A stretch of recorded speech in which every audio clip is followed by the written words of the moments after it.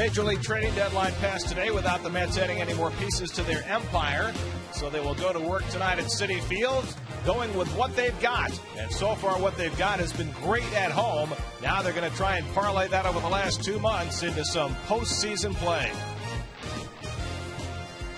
At Citi Field in New York, Pick Sports presents New York Mets baseball tonight. The Mets play the Arizona Diamondbacks. And a pleasant good evening, everybody, and welcome to Citi Field. Gary Cohen, Ron Darling with you tonight as the Mets play the middle game of their weekend series against the Arizona Diamondbacks. The Mets come into play tonight, 1 game over 500, 7.5 games off the pace in the National League East. Now, the Mets did not make any deals today before the trading deadline. Many teams did, including the Diamondbacks, who shipped several players away. We'll talk more about that as the evening goes along. However, the Mets next week will be going to Atlanta and Philadelphia to play the 2 teams ahead of them in the standings.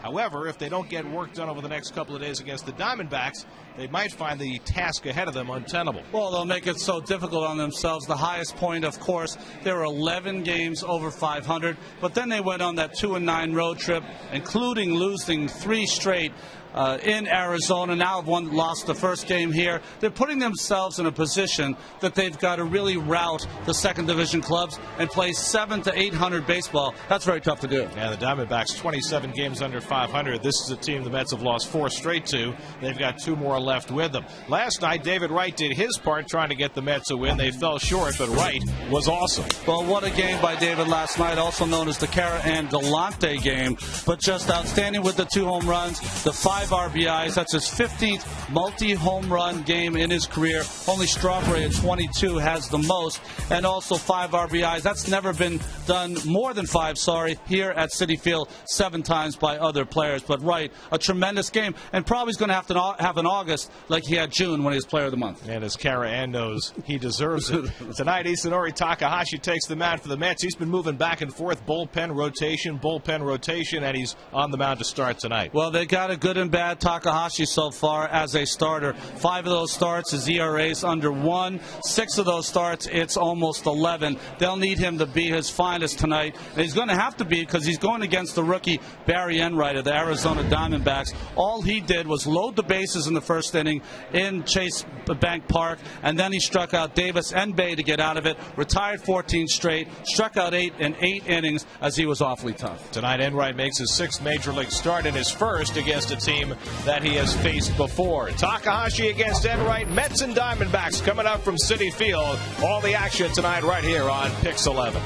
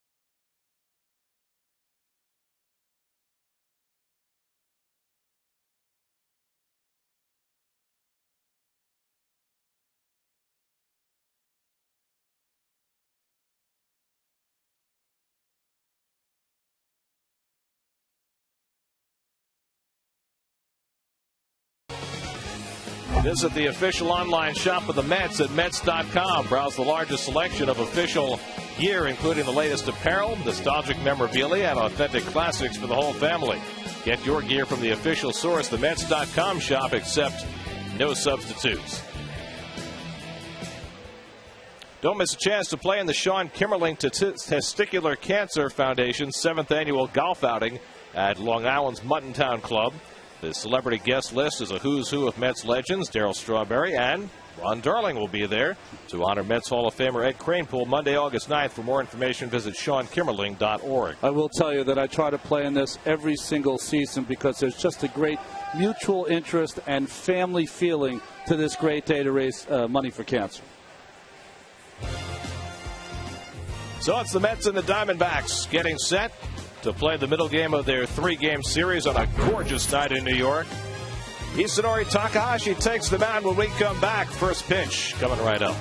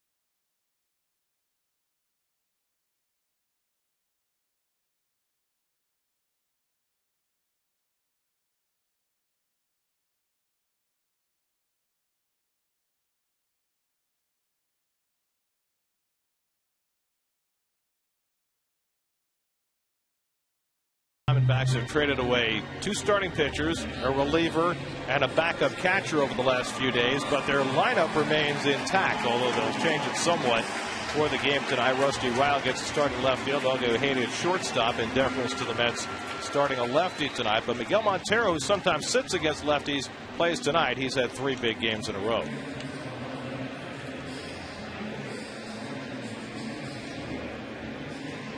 Well, here comes Isanori Takahashi, who's going to start today's game. Let's hope that the starting pitching is a little sharper early. Yesterday's game, 356 pitches were thrown with 19 full counts.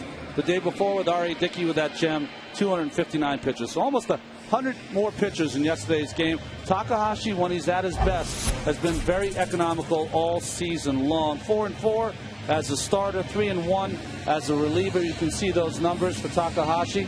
Handling the left-handed hitters, handling right-handed hitters at 277 clip. You know, we don't talk about it because he has all this experience with the Japanese Baseball League, but he's in the top 10 of every category for rookie pitchers. Look at the defense brought to you by Time Warner Cables. All the best triple play. Carter gets the start in left field. Beltran Pagan in for Frank Gore. Right field, right Reyes Castillo. And Davis Reyes with a ill-opportune error on the pitcher yesterday. 5 runs followed. And Josh Tolley's going to do the catching of Takahashi tonight. Kirk Gibson into his 4th week now as the Diamondbacks manager.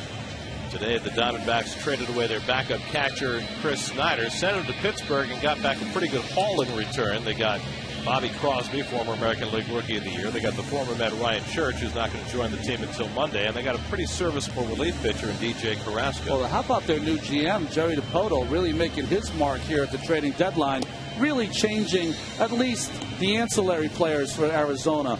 An upheaval with that. Arizona also trading reliever Chad Qualls, who pitched last night, looked very good against the Mets. He goes to Tampa Bay, and if Qualls can regain his form, that will certainly help the Rays in their battle with the Yankees and beyond.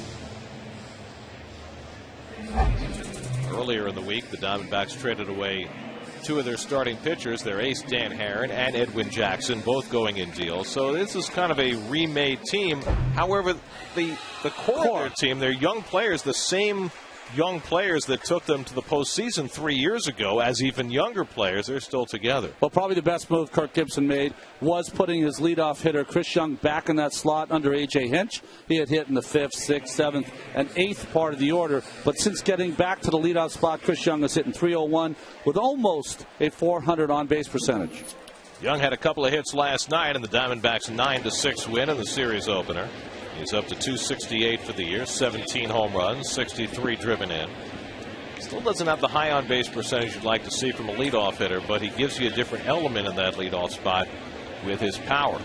So Takahashi, who comes off a relief outing on Wednesday night in which he worked a perfect inning against the Cardinals, throws his first pitch of the night and a smash to short for Reyes to field to the hole, and that howitzer of an arm, too late.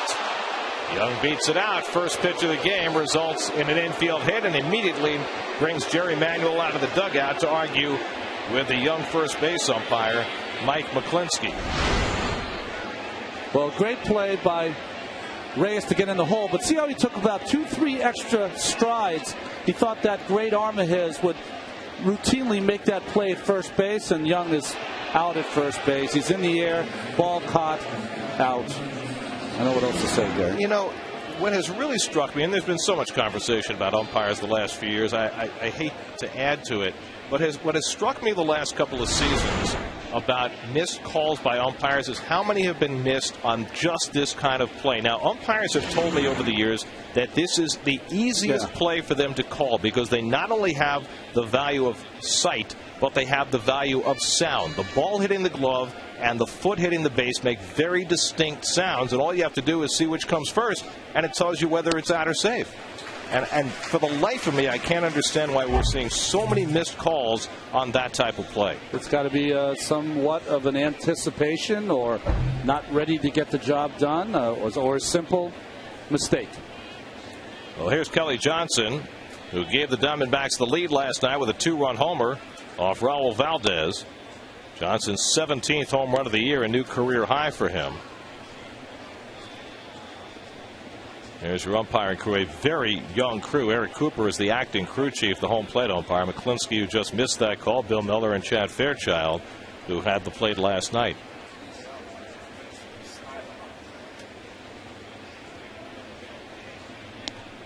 Young, a base-stealing threat, 22 steals in 25 tries. Last night he stole a base against Mike Pelfrey when he got a huge jump, but he also got picked off later in the game by Elmer DeSenz when he tried to get a similarly large jump.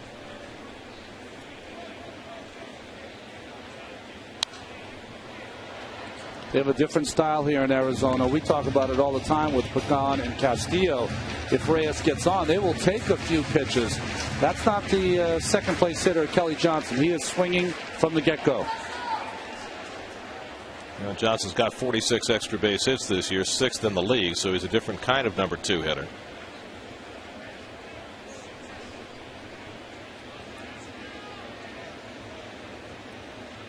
And Takahashi gets him for the first down of the night.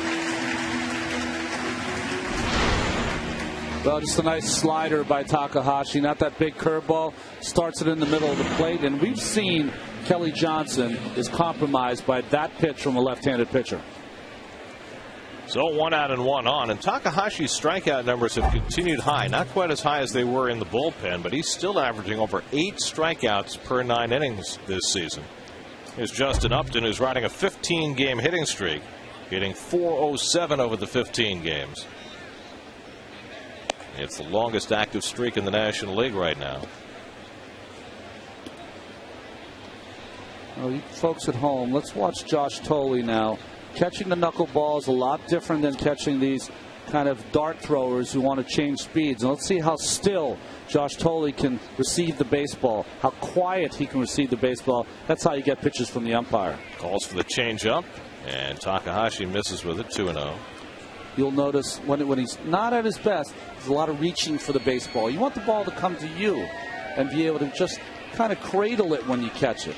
Adam LaRoche on deck, and of course it's the opposite of catching a knuckleball, which you really do have to kind of pluck out of the air. Pluck it, stab at it.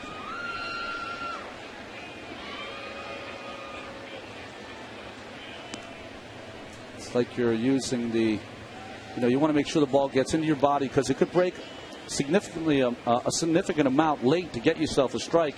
It's almost, like catching butterflies, maybe.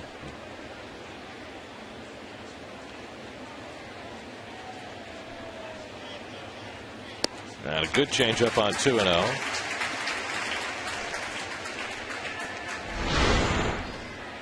Well, this is a powerful swing. He's got a very short swing for such a young player. Young players usually have long swings that have to get modified over time. He came to the big leagues with a short stroke.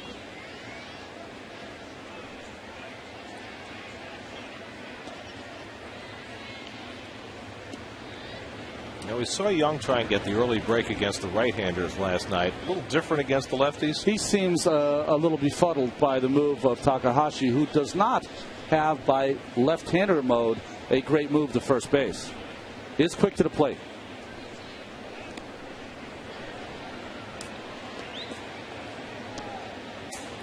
Interesting, though, when the runner goes back so quickly on the first move by the pitcher, that starts to tell you he's starting to get a feel for when he's going to go to the plate and when he's going to go to first base.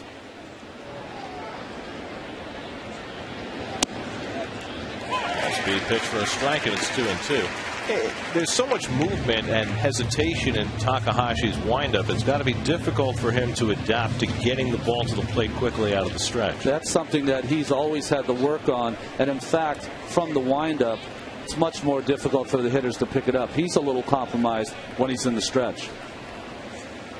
2-2 to Upton, and the fastball misses away. So he set him up with a couple of changeups, but couldn't get the call on the fastball, and it's 3-2. And you see there the difference in the numbers. So much more successful pitching out of the windup than from the stretch. So you figure Young to be running here on 3-2. But he's not, and Upton fouls it back, and that's obviously in deference to the fact that Upton has struck out 120 times. Upton and this entire Arizona team, sometimes the manager doesn't want to pull the... I think they've won last night's game. They're in last place. Push the envelope. I don't know why you wouldn't send him when you've got a base stealer at first base in this situation, but the Diamondbacks are on a record pace for striking out this year. This time he goes, and Upton strikes out, and Tolley's throw on the money. Strike him out, throw him out, double play. Inning over. Perfect strike by Tolley. 2-4 on the caught stealing to end the inning.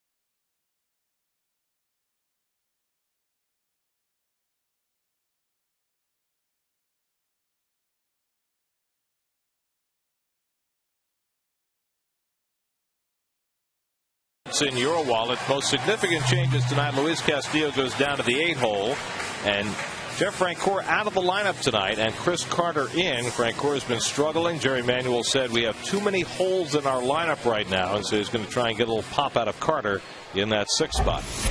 Well, Barry Enright, when he started in Arizona against the Mets, pitched like a veteran. The first inning, gave up a base hit to Reyes, base hit to Pagan. Wright popped up to the third baseman. Then Beltran walked to load the bases. He came back to strike out Ike Davis, strike out Jason Bay, and get out of that inning. 14 straight after that, retired. And wound up going 8 innings, the longest outing of his career. Struck out 8, a career high. This is now his 6th major league start. Jose Reyes leads things off and takes ball 1 from Enright.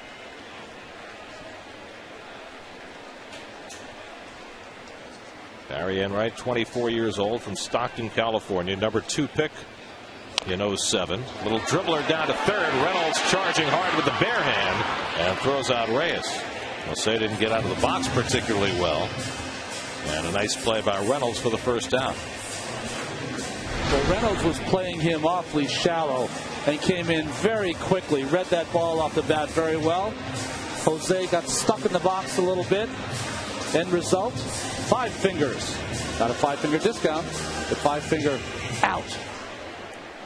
Grab it with 5 and then move it in your hand. Try to move it. If you can get it to 3, that's not bad. Better to get to 2. Angel Pagan hitting 2nd in the order. Pagan now 8th in the National League with that .308 batting average. His magnificent season continues. 1 for 4 last night and drove in a run.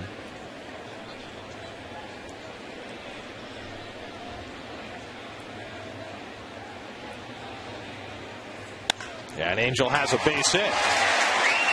His 110th hit of the season. Well, if you were able to stay up in that game he pitched in Arizona, the first 2 hitters, Reyes and Pagan, got hits on 0-2 counts. He was ahead of Pagan there and still gave up an out. Look at the defense brought to you by Time Warner Cable. All the best triple play. Rusty Ryle gets a start. He got 4 hits against the Mets in the start in Arizona. Young and Upton, Reynolds, Ojeda, Johnson, and LaRoche, and Montero with that big 3-run home run last night. Back behind the plate again. David Wright had a day off day before yesterday, and it paid off in a big night last night. 3 for 4, 2 homers, 5 RBIs. First 5 RBI game for a Met this season. David now 2nd in the National League with 74 runs batted in, and Enright works him up and in for ball 1. 9th in the league in hitting at .305. Carlos Beltran hitting cleanup, waiting to hit next. As many RBIs last night as in his previous 20 games combined. And a throw over, and Pagan almost leaning the wrong way. Enright from Pepperdine College, very well schooled. He's got a great move to first, fields his position well, and he is a strike thrower. Ball doesn't really move. It might sink a little bit. Overhand curve, slider, and a good changeup.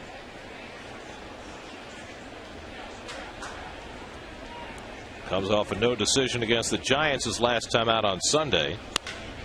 To shortstop, Ojeda falls down, and throwing from the seat of his pants, he gets the force play. Little Ojeda getting knocked over by that sharp grounder by David Wright. I think he almost tripped himself up. He was trying to get in front of that baseball, lost his footing, but still able to keep that glove low on the ground.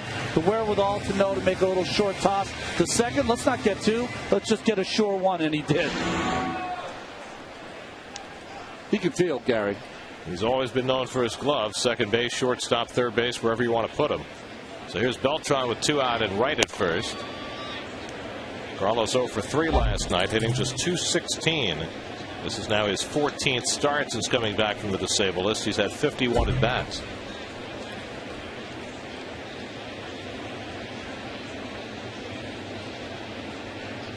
Jerry Manuel was asked today about what he's seen from Beltran so far, and he made an interesting point. He said, I don't see Carlos using his legs in his swing as much as I'd like. Yeah, he also mentioned that he's such a great athlete that he can almost make up for it with his hands, but he's never going to be able to exhibit any power unless he's able to use those legs.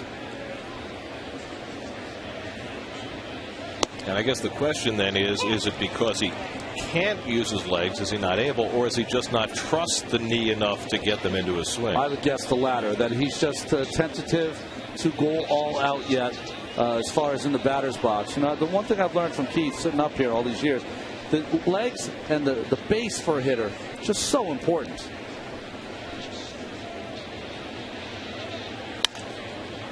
One and two to Carlos. Well, think about it this way. This is a pitch. Now, you're not going to hit every pitch you want, but this is a pitch that's right in his happy area. When he's going well, that's the pitch he hits for a home run or extra base hits. And right now, just not getting to it.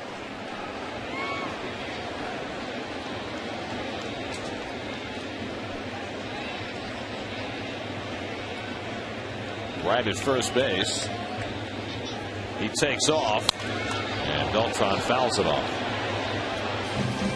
In making his point about Beltran's legs in his swing, Jerry mentioned the brace, and I think what we've seen with the brace as far as Carlos running is the difficulty in getting started. And I would imagine those two things are kind of related when you take it back to the batter's box. Yeah, I mean, once he starts running, he doesn't look any different than he did 3-4 years ago.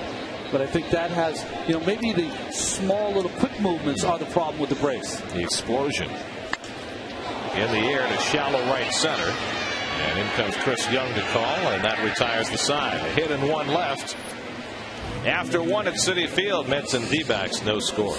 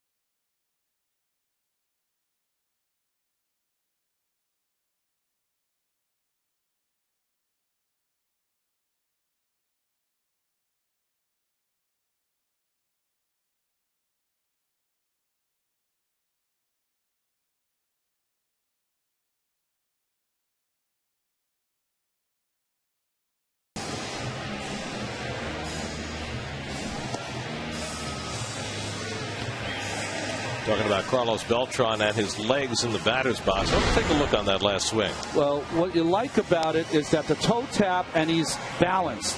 The one thing, though, that you don't see from that front view is when he takes the toe tap and he goes, there's no weight put on that right leg. Everything is kind of in the middle of his body. There's no foundation on the back.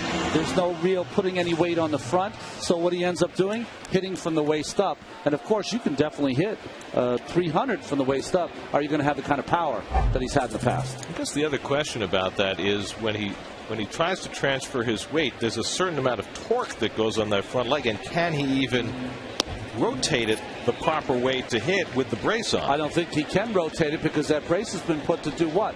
To not allow it to rotate. Adam LaRoche leading off in the second inning, took a curveball for a strike, and now a changeup for a strike as well, and it's 0-2.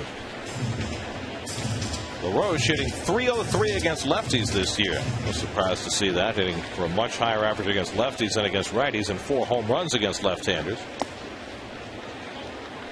1-2 to LaRoche with Montero, another left-hand hitter, and then Reynolds to follow.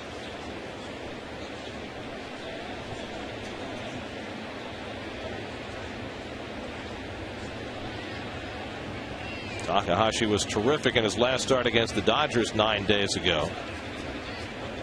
We've talked often about Takahashi's ability to get through the lineup successfully the first time and how he tends to struggle afterward. But in that last start against LA, he was able to get through a second and third time through the batting order without a whole lot of damage.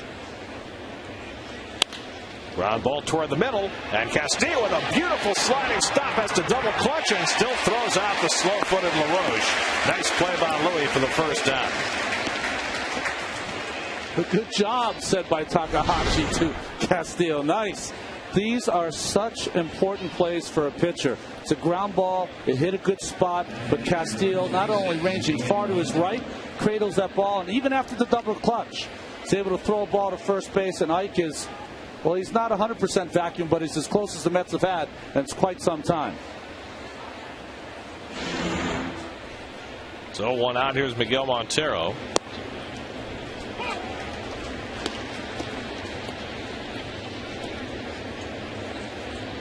Good first baseman is going to save you a lot of errors over the course of the season. Montero 3 for 5, a double and a home run last night. Drove in 4 runs. Hit one off the Pepsi porch to cap the scoring for the Diamondbacks. A 3-run shot. Mark Reynolds on deck.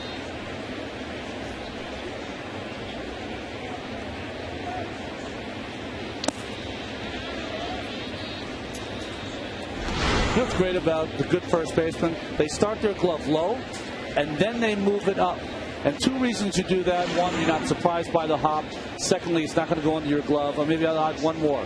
And that is coming up like that, you're not stabbing at it, so it has nice soft hands and the ball will be allowed to caught in the webbing. Same theory when you catch a ground ball of keeping your hands in front of you and pulling them in toward your body. In front of you, it becomes a nice pillow effect of catching the ball. That's what he did at first base. If you do it the other way, you stab. Once you stab, you have hard hands. Hard hands, ball's in the dugout. 2-2 to Montero. Drilled toward the gap in right center, but over goes Pagan, and he can't get to it. Montero cruising into second base with a 1-out double. Well, Pagan's been so good, you almost expect him to catch that ball, but that was a very difficult chance. Even though Angel got a good jump on it, Montero has his 11th double of the year. Well, he took the right angle, did Angel. But we've noticed from Montero, he has some serious carry on his baseball. Short swing, and Angel at some point I thought might have a chance for a dive for that, and then could not get close enough. Pagan's been the swing man in that outfield. Played center field most of the first half, right field, and more recently left field with the return of Beltran. Back in right field tonight. Here's Reynolds. 2 for 5 last night. And he takes the changeup off the plate. And Angel has said most comfortable in center, second right field, third left field has been probably the most difficult for him. He made a catch yesterday in left field that I don't know how he caught it. He's not even sure how he caught it. He said, I was just trying to not hit the fence, and he turned his back and felt for where it was and somehow made a blind catch. Yeah, he picked the spot where he thought the ball would come down, threw out the glove, turned his head away from the wall so he wouldn't hit it face first, made the play. Now Takahashi behind on the dangerous Reynolds 2-0.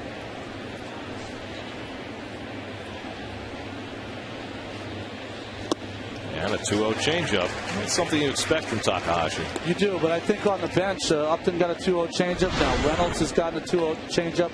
Tells me that this team, mired in last place, hitting a lot of home runs, it's a very gas-hitting team. So they'll go back to the bench. Gibson and his staff will say, hey, listen, you guys 2-0, make sure he gets the ball up. And another changeup to get even 2-2. Well, Reynolds has struck out 143 times this year, on pace to break his major league record of 223 that he set last year. The one thing about Reynolds as a pitcher, I would say, can't be fooled by his bad swings, because he'll make another bad swing and the ball will be 450 feet in left center field. So you always have to treat him like he's a 350 hitter and a threat. Even though he's hitting only 219. Nobody covering as Takahashi looks Montero back.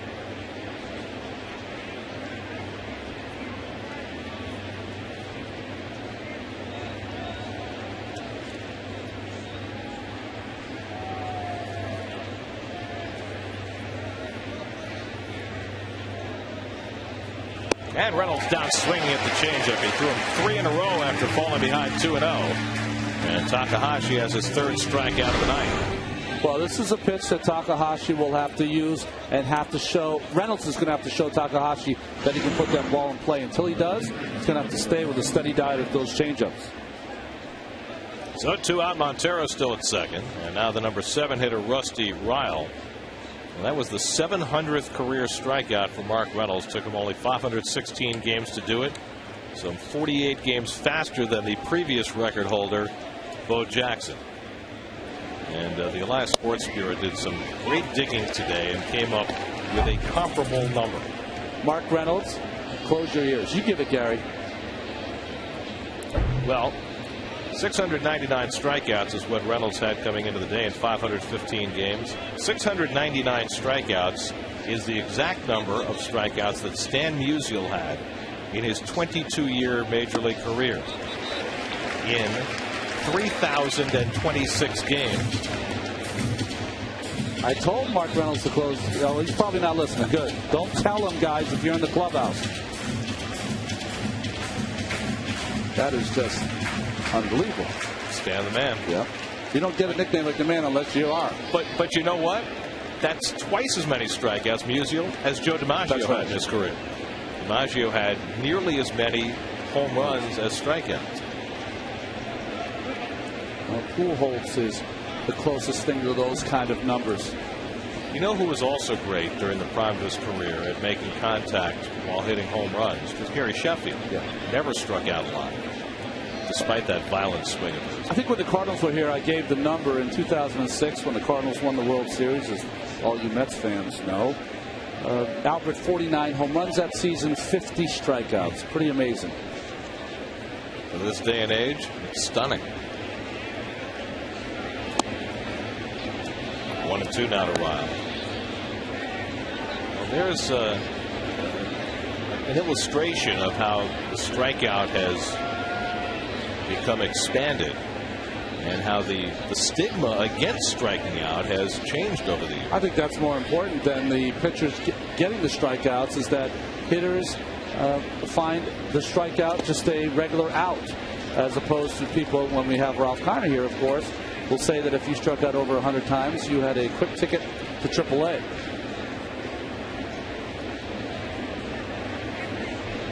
And I think the truth probably lies somewhere in the middle. I mean, at some level, an out is just an out, but contact can produce positive results, no matter how weak the contact.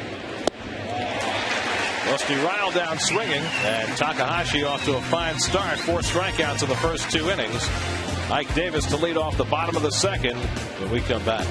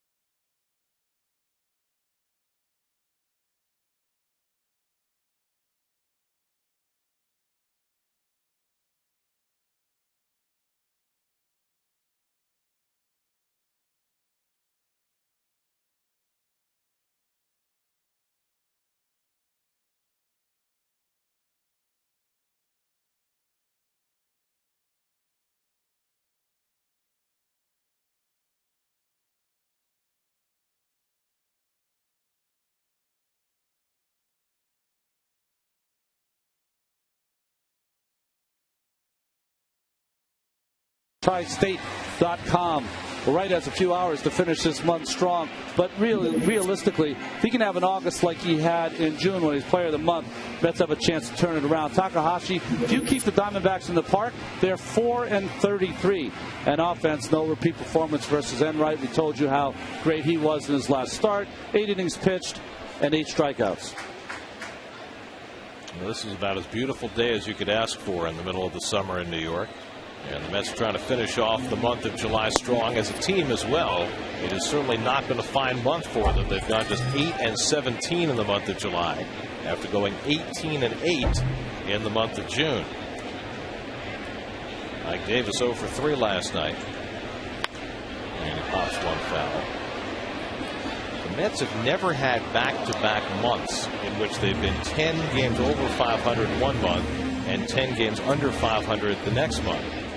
They can avoid having that happen with a win today, but it's never happened, which I think is fascinating and really is a window into Mets history,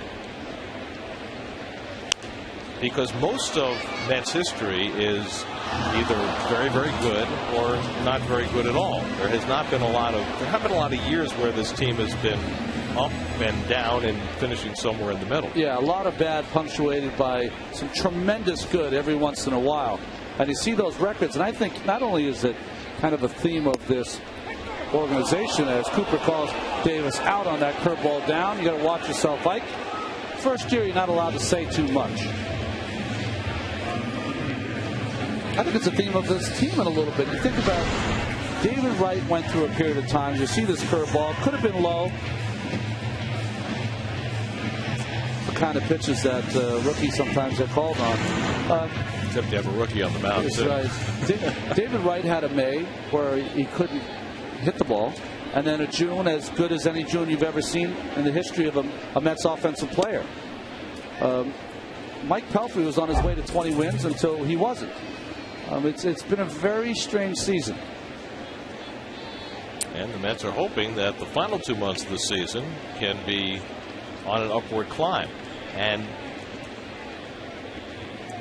you know, the Mets didn't make a move at the deadline today. Seemingly one of the few teams that didn't do anything, either selling or buying.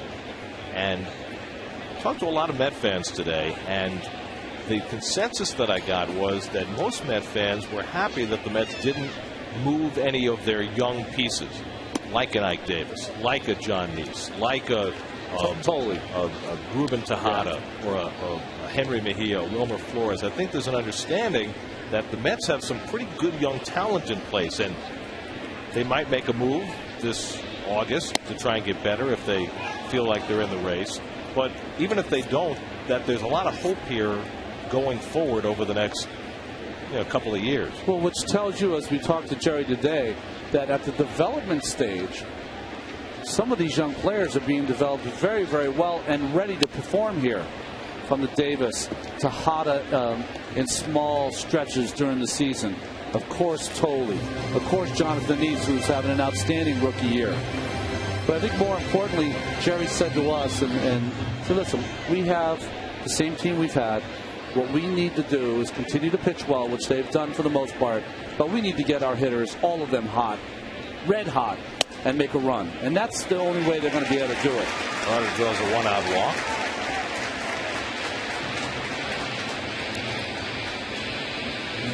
Well, there certainly have been plenty of moves made over the last few days. These are some of the major names, with Roy Oswalt going to Philadelphia, where he lost his debut last night. Cliff Lee has already made a couple of starts for Texas after coming over from Seattle. Lance Berkman will help out the Yankees at the DH spot. Danny Herron going to the Angels, not the Dodgers. And Jake Westbrook yesterday moving to St. Louis. And the interesting part of that deal for me was the other piece of that three-way deal, with Westbrook going to the Cardinals and Ryan Ludwig going from St. Louis to San Diego. Now, there are two pieces to that. One is that the Cardinals clearly are convinced by what we saw the last few days from John Jay, that he can play. Yes. And two is that the Padres finally get another big bat to put in the middle of their lineup next to Adrian Gonzalez. And they've been looking for an everyday right fielder since the beginning of the year. Westbrook, they're thinking maybe the Dave Duncan factor is going to change Westbrook into the pitcher everyone thought he could be pre-injury. Well, to me, the Cardinals gave up a pretty big piece to get Westbrook, who, you know, is a nice pitcher, but I'm not sure is better than what the Cardinals already have. Well, I think we really like Ryan Ludwig. It just depends on how healthy he is. But if he is, he's really going to help that Padre team as they try to win that NL West. That may be as important a deal as any National League team made at the deadline to get Ludwig, because the Padres have everything else except for that big bat next to Gonzalez. Yeah, and Venable's been playing some right field, but now he can move into center with Tony Gwynn, and they can kind of offset each other. Denorfia has been outstanding. By the way, I don't know if you saw, but Miguel Tejada going to San Diego, his first game yesterday was played shortstop. We had figured he was going to play third, or maybe they'd move Headley back into the outfield, but they're willing to roll the dice with Tejada at short, at least for the moment. Well, they're hoping he can have 2 months left in his legs to bring him forward. So Tejada now in the lineup, Ludwig in the lineup. All of a sudden, that lineup had a lot of holes and wouldn't score a lot. Might be a lot different. And right behind in the count on Tolley, 2-0 after walking Carter. Tolley making his 11th start tonight, just 2 for his last 19. And there's a letter high strike, 2-1. And the Padres with a 2.5 game lead going into the day. The Giants pulled one out today over the Dodgers. Pat Burrell, a 2-run homer off Jonathan Broxton in the bottom of the 8th. Broxton was brought in to try and get a 4-out save with a 1-0 lead, but Burrell hit a 2-run homer, and the Giants beat the Dodgers 2-1. And the Dodgers and Rockies starting to fade. The Broxton has not been the same in the last 2-3 weeks after the All-Star break, so if he's not right, it's going to be trouble. Carter runs, hit and run play, and Johnson throws out Tolley for the second out. Jerry doing some things differently down toward the bottom of the batting order, which struggled so mightily yesterday. Changed the lineup and changes the approach here by playing hit and run. So now Castillo, who when he first came back from the DL was in the 8-hole, then was moved up to the second spot in the batting order where he's been accustomed to hitting. Now back down to 8th, hitting just .239 for the year. Jerry addressed it today. He said Beltran's timing is off. That's why he's in the 5th hole. Carter's in there because Francour's timing is off. He's just not right. Tolley's in there because Barajas is hurt. Henry Blanco, a great receiver, but not known, of course, for his offense. And that brings Castillo down to 8th because he's struggling also. Last night in a game in which the Mets scored 6 runs, they got nothing from 5 through 9 in their batting order. That's hard to do. It means that the guys at the top did everything. Reyes had 3 hits, Wright had 3 hits, and the Mets only had 1 other hit. And that was Pagan. And so Jerry felt he had to do something to shake things up, and that's why Carter's in the lineup in particular. And Castillo down near the bottom.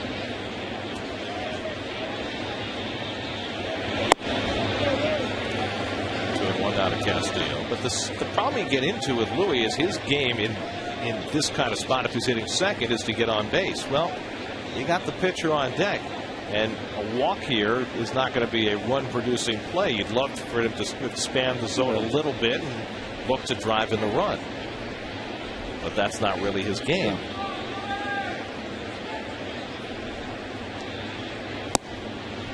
I think Louis looks at these at-bats when he's in the 8th slot as, you know what, they're not going to want to pitch to me because they want to pitch to the pitcher, so I'm going to eyeball him and work a walk, which is exactly opposite of what you'd want him to do. There was a 2-1 fastball away, be a perfect pitch to hit the other way, but, you know, it's a philosophy of hitting in the 8th slot. Punches one out to shallow left. On comes Ryle to make the catch. Ryle playing shallow, and it served him well, and the inning is over. So the Mets have turned aside. They'll go to the 3rd with no score.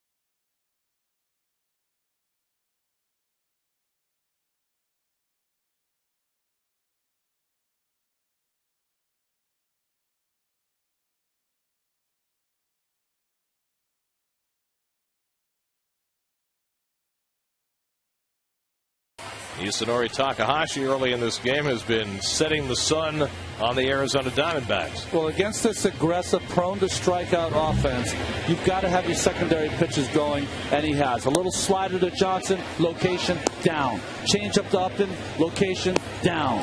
Change up again to Reynolds, down again, and Ryle not only down but moving away. Unhittable pitches against this aggressive lineup. And for these Diamondbacks, the first time they have faced Takahashi. Augie Ojeda getting the start at shortstop, hitting just 170 on the year. And the switch hitter takes a fastball for a strike. It'll be Ojeda, then the pitcher Enright, and then Chris Young here in the top of the third.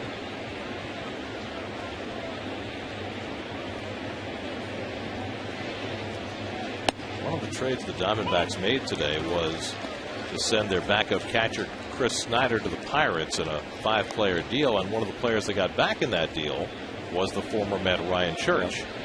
However, Church is not going to join the Diamondbacks until Monday, so he will not be here for this series.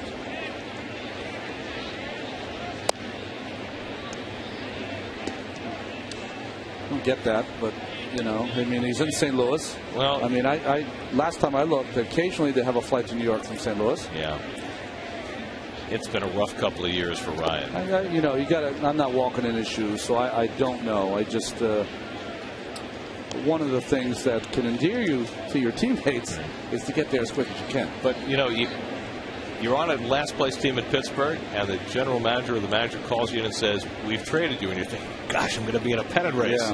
And then they tell you you're going to another last place team. It's got to be a little disappointing. Well, that's part of the game, though. Disappointing or not, you want to get over here and show what you can do. Maybe get yourself a job for next season.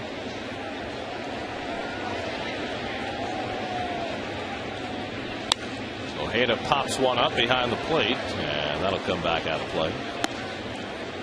Coming this fall, a rogue assassin with killer good looks on the run. The CIA created her. Now they want to destroy her. Good luck with that. Nikita premieres September 9th at 9 p.m.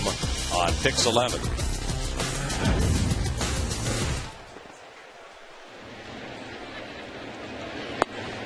And it's taken low by Ojeda. And the Diamondbacks have a leadoff base runner. First walk given up by Takahashi. That was an interesting pitch, and I don't know if Takahashi called it or Josh Tolley called it or they agreed on the pitch. But I think a 3-2 changeup to Augie Ojeda to lead off an inning is a very bad choice of pitches. What can he do? Hit it 300 feet? Probably about it. Right. So now the pitcher Enright up there to bunt has 3 hits in 9 at-bats and 1 sacrifice in his brief major league career. And he lays down a beauty of a bunt. And Takahashi makes the play. 1-4 on the sacrifice, moving Ojeda up to second.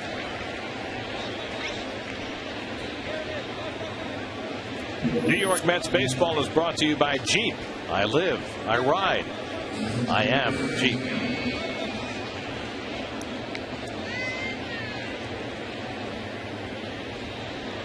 There's Chris Young, who has the benefit of a bad call at first base, beating out an infield hit in the first inning. And was thrown out as part of a strike him out, throw him out double play. Young had been caught stealing only twice this season before this series, and now he's been thrown out last night and again tonight.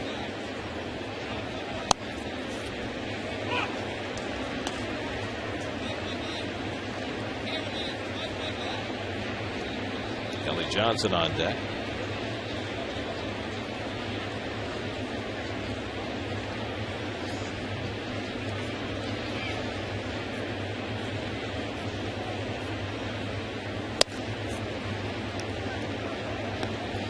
So of all the moves that were made today in Major League Baseball, just taking an early look, what team do you think did itself the most good? Well, you'd have to say the Dodgers did the most as far as getting Pasednik early in the week, Dotel late today, and of course the 2 Cubs, Ted Lilly. That's a left-handed starter that almost everyone wanted in baseball. And of course Ryan Theriot, I think, is just a fine player. I don't know if he's an everyday player, but he's a fine middle infielder. Yeah, they gave up a similar player in Blake DeWitt, I think. So that feels like a little bit of a wash. The most interesting and how they're going to make it all work to me are the Yankees, of course, who have got Lance Berkman. They've got Austin Kearns, two older kind of outfielders. Although Kearns is only 30 years old. And then the Kerry Wood factor. Is Kerry Wood going to be able to set up for Mariano? Well, will he be able to stay healthy is the first question. He's just coming off the disabled list now. Good changeup on 3-1 to get full on Chris Young. I wonder from the Yankees standpoint, are they now committing to catching Posada virtually every day? Well, Jorge caught last night, and I think that they've been always used to using that DH spot as a place where they can hide one of their older players so they can kind of heal for a day. Not going to be able to do that with Berkman and Kearns sitting around. Well, I could say, Kearns basically playing against lefties. Yeah. I mean, like Marcus Thames did most of the time. Right, to sit Granderson or sit Gardner. Here's a 3-2. And it's low, ball 4. And so Takahashi has issued 2 walks here in the third inning. And the Diamondbacks have 2 men on for Kelly Johnson. Kerry Wood staying healthy. We watched the pitch. He's still got a great arm. That American League East, though, is going to be a tough foe. Do you like what the Braves did? Well, it depends. If Rick Ankiel has something left in him, I mean, he's not been very good the last couple of years, but we know what a great athlete he is. If Ankiel can give the Braves a little bit more in the outfield than they've had to go with Diaz and Hayward, that certainly would help them. I mean, they've kind of given up on Dave McClough at this point, sent him down to the minors. Exactly. They're not happy with McClough at all. So I think they're going to just stick Ankiel out there. He's a great athlete. Popped up in foul ground, and that'll go into the seats. I think the larger issue for the Braves, and I don't know how big a deal it is, but Martin Prado suffered a fractured knuckle on his pinky last night. He's going to miss at least a week to 10 days. Means the Mets won't see him when they go to Atlanta this coming week. If that winds up being a bigger issue than a week to 10 days, that could be a big problem. That's for you young guys and young ladies at home. That was caused by sliding into home plate head first. Is the reason he's going to be out for that time. Lined into right field, a base hit for Johnson. Ojeda had to hold up. He goes to third and stops there. And the Diamondbacks have the bases loaded with 1 out and Justin Upton coming up. So Takahashi, as has been his want, starting the second time through the batting order and finding trouble. It's interesting, though. Now, we talked about his strikeouts before the first time through the lineup. He was able to keep it down and a great location. Now has been walked Ojeda on a 3-2 changeup, walked Young on a 3-2 changeup, and now hung a slider to Johnson.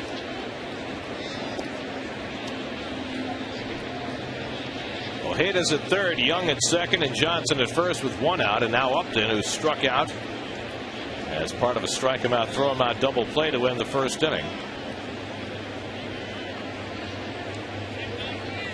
And he takes the first pitch fastball for a strike. With that pitch, that wasn't a strike last night. Well, Eric Cooper's had a little more reasonable strike zone than Chad Fairchild did. You can tell what umpires right from the beginning of the game want to call strikes. That one's off the plate, and it's 1-1. Farnsworth is Farnsworth. You'll find him those innings, in the middle of the game where he can come in and throw 95 miles an hour and strike someone out. They have enough at the end of the game. Second time around with the Braves for Farnsworth. 2-1 to Upton. But there's a real, in Atlanta, they are, as a team, seem to really make a push for their old manager in his last season. A collective push. And the fastball in for a strike, 2-2. I got home last night and was watching some highlights of the Phillies' loss with Roy Oswald's debut. It turns out losing the game was not the most embarrassing part of his night. That was getting the seeming base hit to right field and being thrown out at first base by Roger Bernardino. Fly ball center field. That'll get a run home. As Ojeda tags at third. Beltran's throw will go to second base as Young takes third. Sacrifice fly for Justin Upton, and the Diamondbacks have the first run on the board, 1-0 Arizona. Upton's 50th run batted into the year. So the walks hurt Takahashi. And got ahead of Upton, but a changeup up in the strike zone. Able to get enough bat on it. Nice running by Chris Young, advancing to third base, and Upton just gets the job done. So 2 out, runners at the corners, and now Adam LaRoche, who was robbed of a base hit on a nice play by Luis Castillo, leading off in the second. Young at third and Johnson at first. Kelly will sneak a steal every now and again,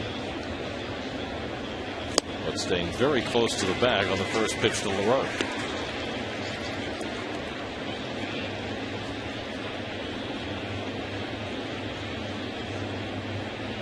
Look at that Mets defense. You see that lane. They really are playing him to pull right way off the line. We saw him compromised yesterday, being that far off the line. The only reason I say that is Takahashi does not pitch in. So he pitches LaRoche almost exclusively away. Now he's gotten up on 0-2. But if everything's away, more apt to, especially with 2 strikes, the balls can be put and played that way.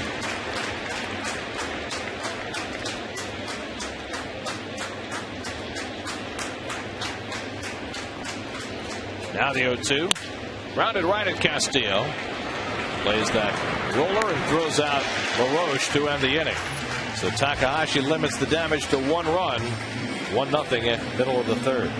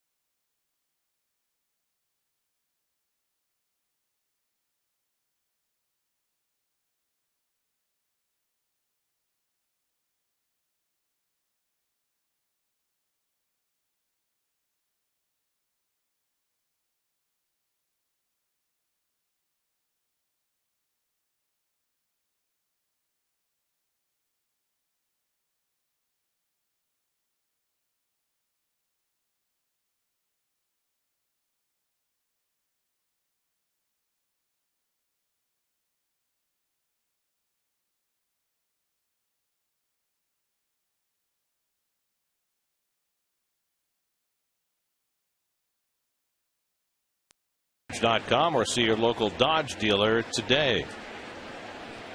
From the Jackie Robinson Rotunda to those beautiful, unique light standards and down into the bowl of the ballpark. Year 2 of Citi Field. And the Mets have been very successful in their home ballpark this year, winning 32 and losing just 18. And they'll have to continue to do that and be far better on the road if they're going to have a chance to contend over these last 2 months. Takahashi 1 for 15 in his brief big league career, and he loops one in foul ground, and Reynolds with a diving catch. Now this is why you love Mark Reynolds, because this is the way he plays. Despite all the strikeouts, this is a grinder. Plays the game almost like a middle linebacker, to tell you the truth. And here's a play that some lesser third baseman will let fall to the grass, not Reynolds. He's like the kid when he is little, always wants to come home dirty. And that's how he plays. Very successful in that. Yes. 1 out. Here's Reyes. With a slow ground ball, and Reynolds threw him out with a bare hand play in the first. Thinking about a bunt, bringing Reynolds further in.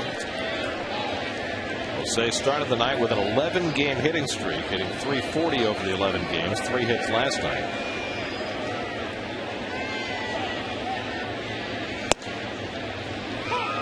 This year has hardly been a straight line for Jose. Missed all of spring training after missing a substantial portion of last year. Started the season almost a week late. Took about a month to get into form. It's this one in the air to right center. And Upton making the call for the second out. But when he kicked it in gear before he got killed by the oblique injury in Puerto Rico, it was fun to watch. Fun to watch, and it tells me one thing. If he can stay healthy for the rest of the season, it tells me that he is going to have, in my opinion, a monster season next year. Because, you know, there's been times I think that he's been weary, you know, the oblique, you know, is that another thing wrong? It's going to keep me out for a long period of time. Coming off, of course, the injuries from last year, and he still has in him that A-plus game. Well, I think that the first few years that Reyes was in the major leagues, the stolen base became a huge lightning rod for his game and almost became what he was all about. Pagan hits one deep to right center field, chasing Upton back deep in the gap. He can't get to it, and it hops over the wall. That cost him a triple. He would have easily had 3 bases had it stayed in play, but Angel will have to settle for his 21st double of the year.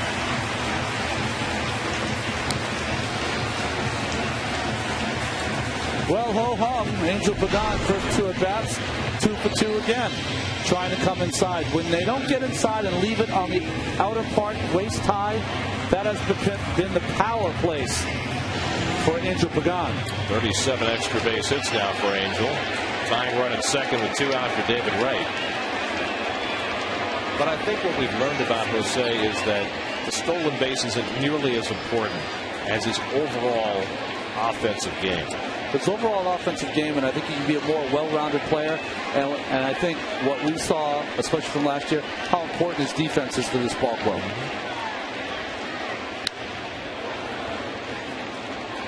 David hit into a fielder's choice his first time up, and a sharp ground ball that almost knocked Augie Ojeda over. With his 5 last night, David moved back into second place in the National League in RBIs, ahead of Joey Votto, who leads the league in the other 2 Triple Crown categories, and certainly has the ability and the ballpark to make a run at a Triple Crown. Line drive, base hit. That'll tie up the ball game. Pagan comes home to score. David Wright puts up RBI number 75, and the Mets get even at 1.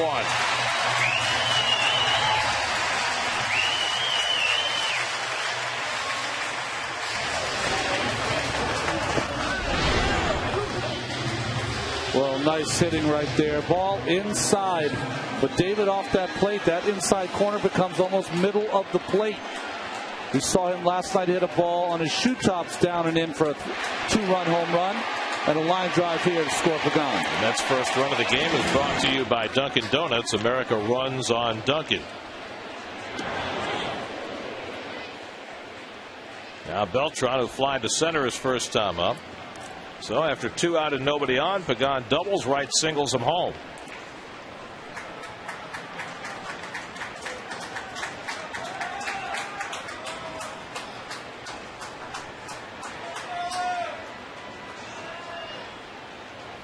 Wright takes off, and Beltran hits a weak ground ball. Ranging wide is LaRoche, and the accurate throw gets Beltran, who for some reason decided to dive into first base. That ends the inning. Nice play by LaRoche. He had a long toss to make. Wright drives in the run that gets the Mets even.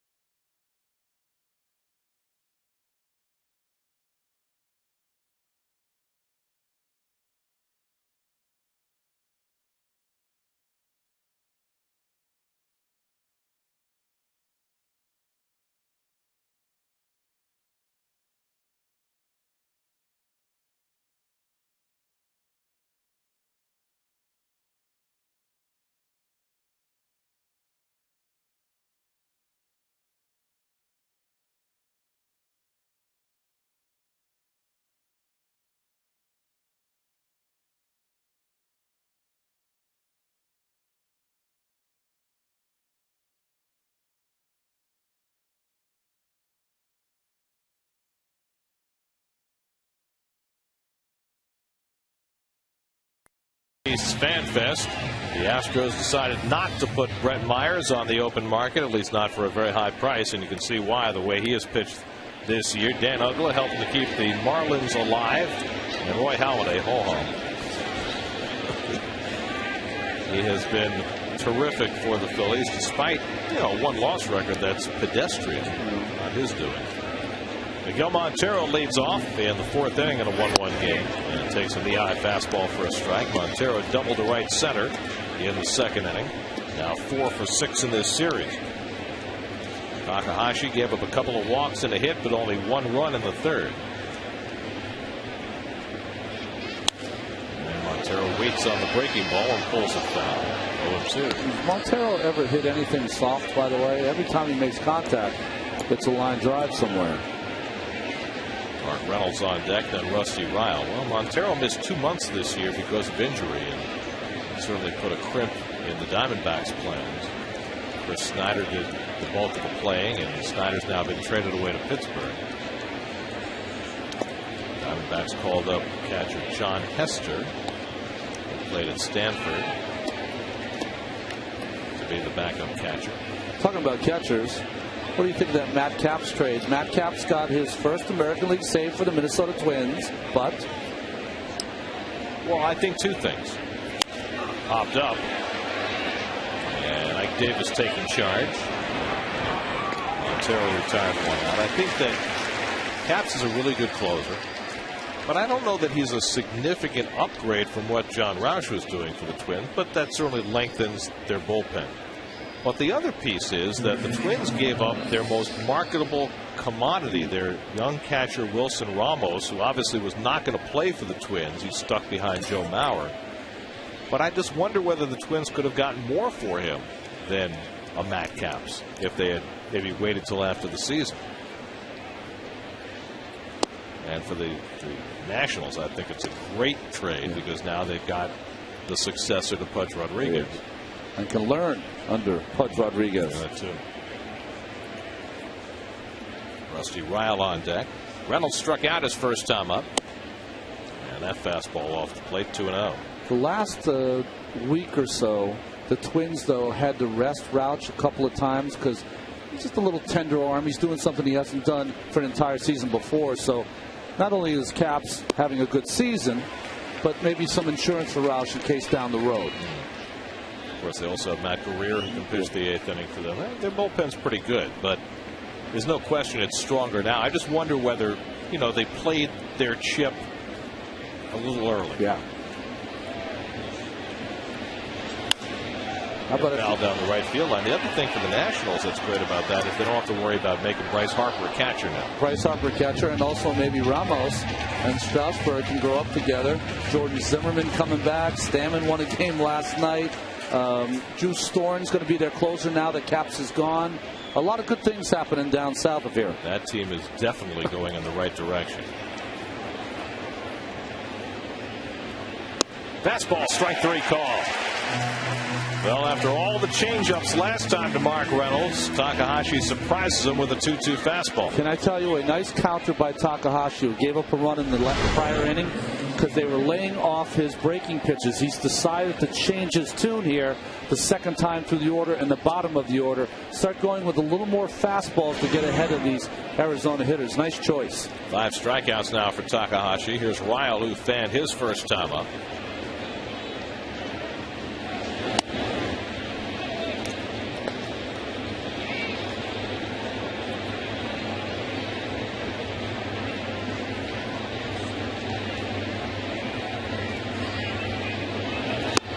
Ryle swings at the changeup, 1-1.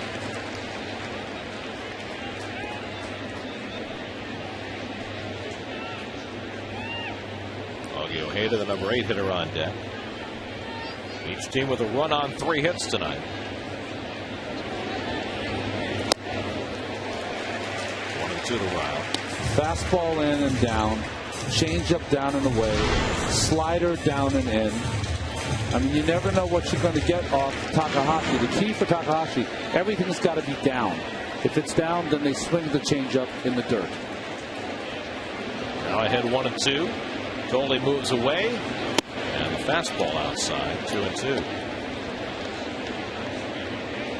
Rusty Weil, his dad played in the big leagues. Mark Weil, outfielder mostly for the Angels. Last time we saw him in Arizona, he was getting 4 hits. Get 4 hits and then not play the next day? I thought he got 4 hits and got taken out of the game and then didn't play the next day. That's rough. Today's game is brought to you in high definition by Verizon Fios. Call 1-888-GET-FIOS.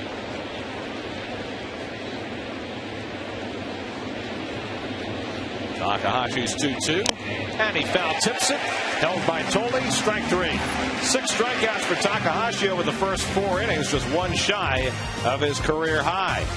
Middle of the 4th, Mets and D-backs tied at 1.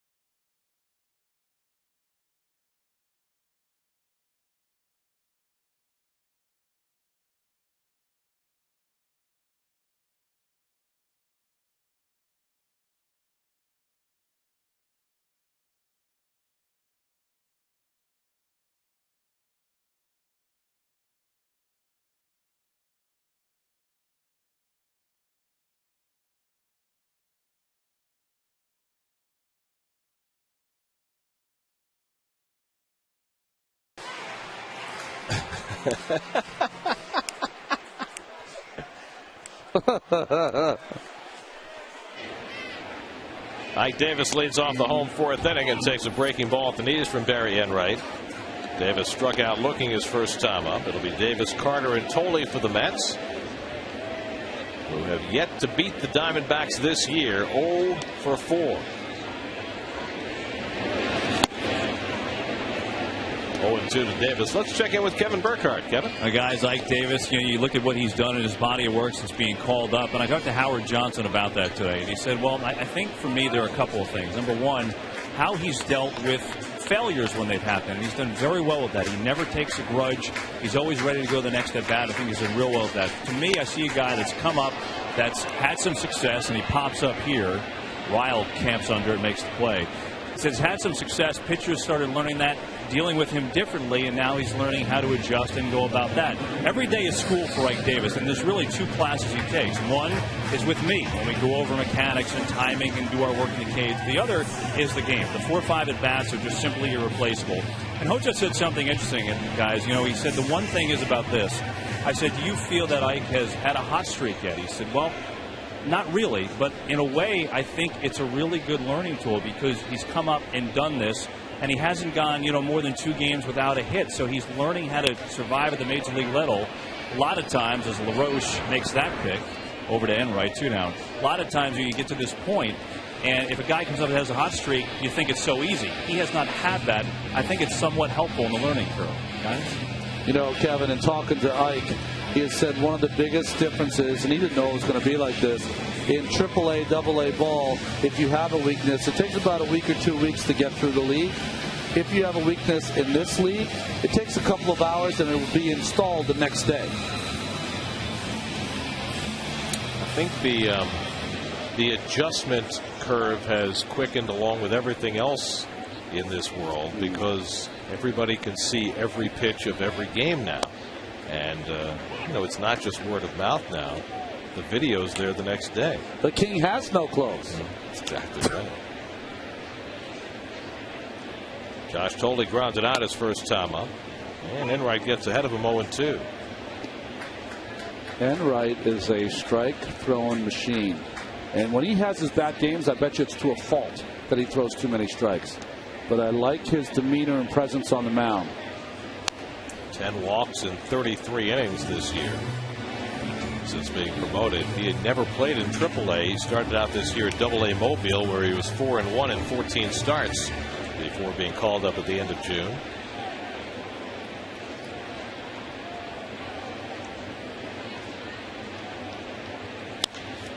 Tolley lifts one to center field, and Chris Young barely asked to move. And so Enright posts a 1-2-3, bottom of the fourth, his first 1-2-3 inning of the night. Through 4, we're tied at 1.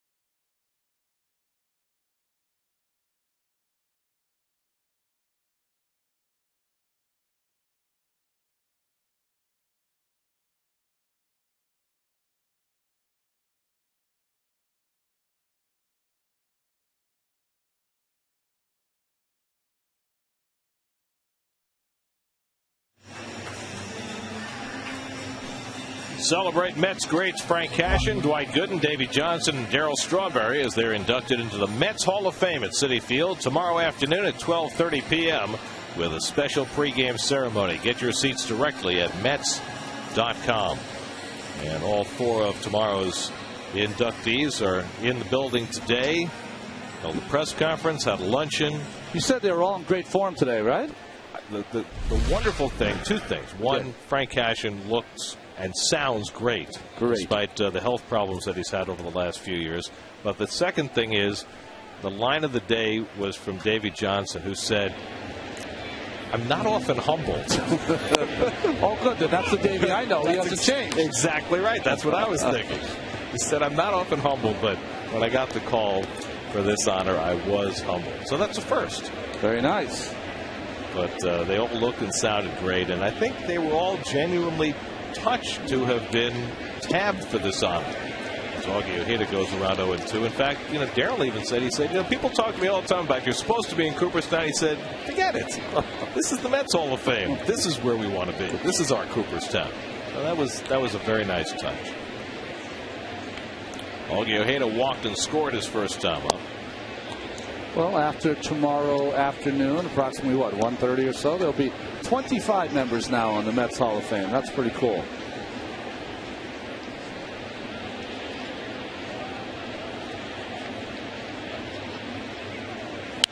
Ojeda smacks one foul. And they do those nice plaques that they do in the Hall of Fame with their faces and their accomplishments and what they meant to this franchise. And I think that's a great thing moving forward for the younger fans who, live and die with Jose and David and all the younger players. I think that's a good thing.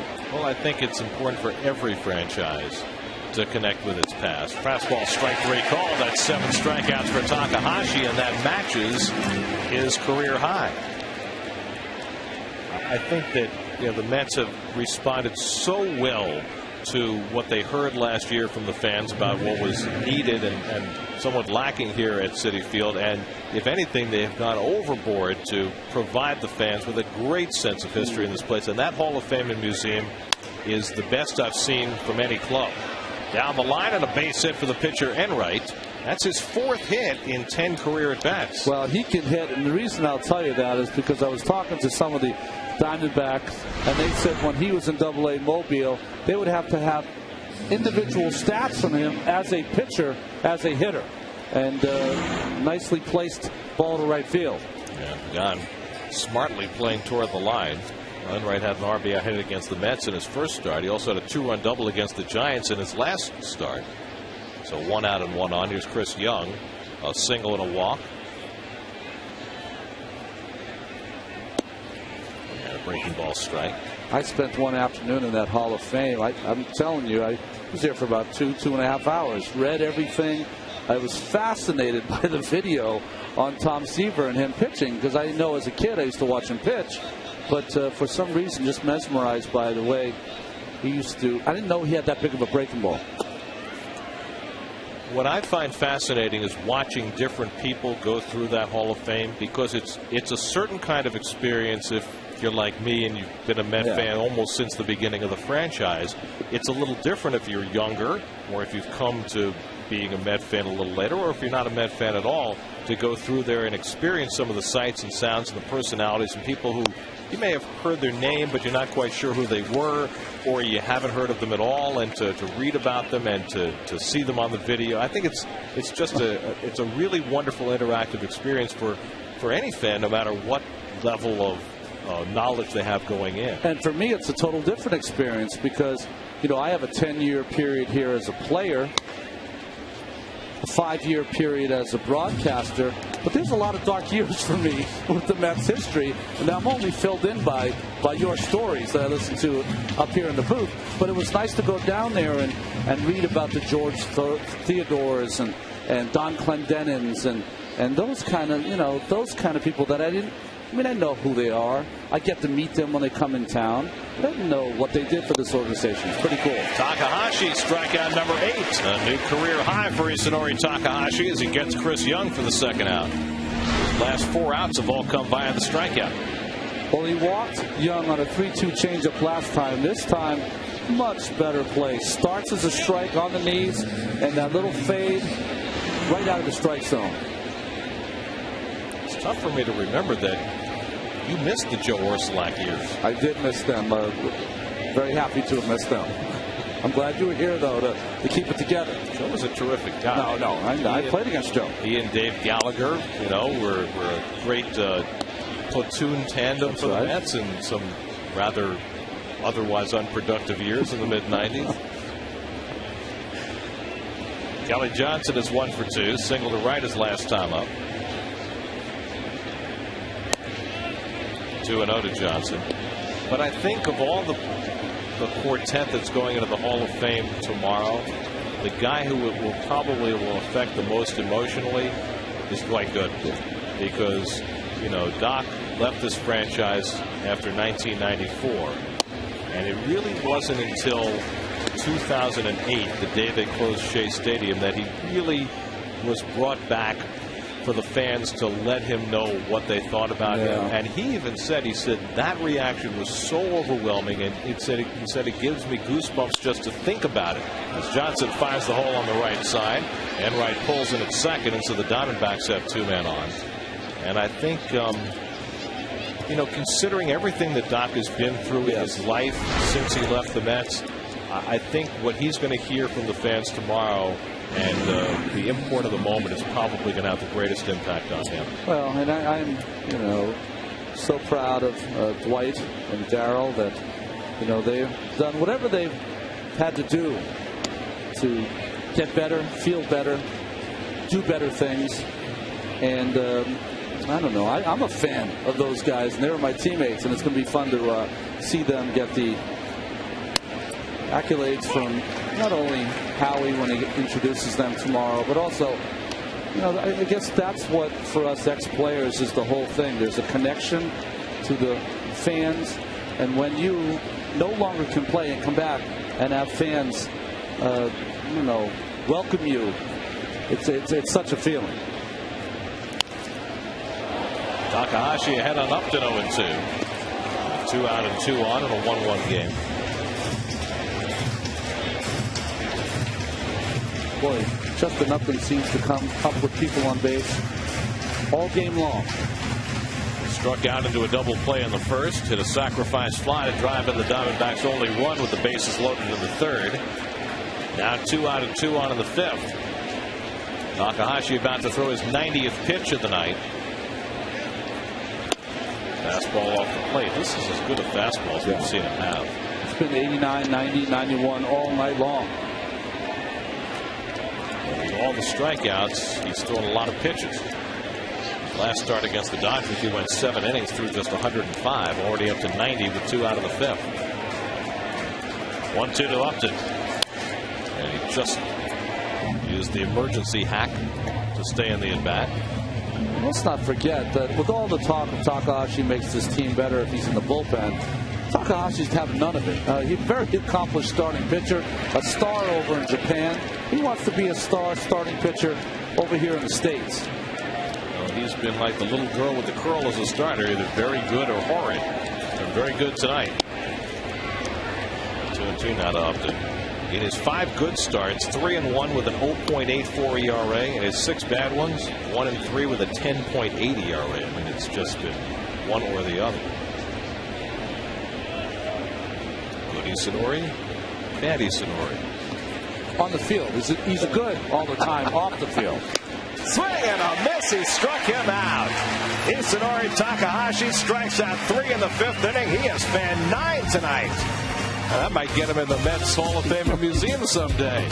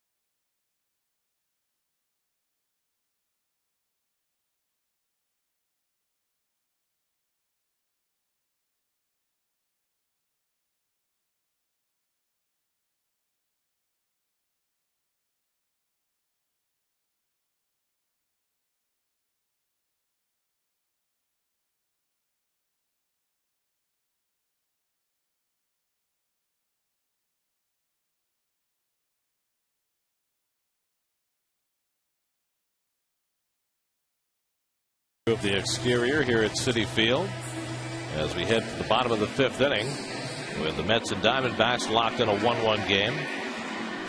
Barry Enright, who pitched 8 terrific innings against the Mets in Arizona just 11 days ago, has been right on the same path tonight.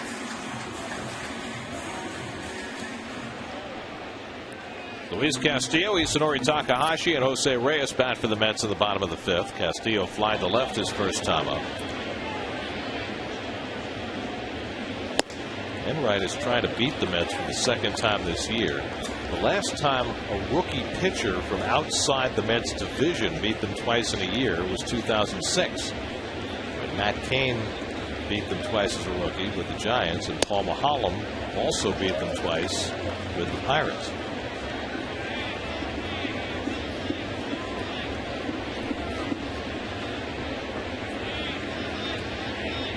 Castillo looking for his first hit of the series. He's gone 0 for 5. And Enright, who's been throwing strikes all night, falls behind 3-0. He walked one. He walked Carter on a 3-2 pitch in the second. He has struck out only one, while Takahashi has fanned 9. And there's ball forward. Castillo draws a 4-pitch walk. Well, there's a spot where Castillo's patience at the plate in that 8-hole pays off. Now he can get Takahashi up there to bunt. Takahashi bunting has been okay, not great.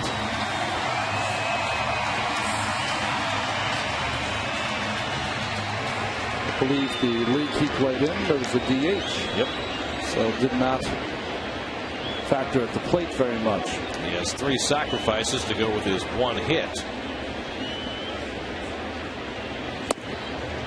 He moves out of the way. Well, this is one of those times as a starting pitcher, you're saying to yourself, got to get this down. Got to get this down. You have a chance not only to get your team a win, but you can get yourself a win. We're talking about the go-ahead run there at first base. Takahashi had a little foul fly that Reynolds made a diving catch on his first time up. Don't have to be perfect. Louis should get a good jump at first base. Pretty decent speed.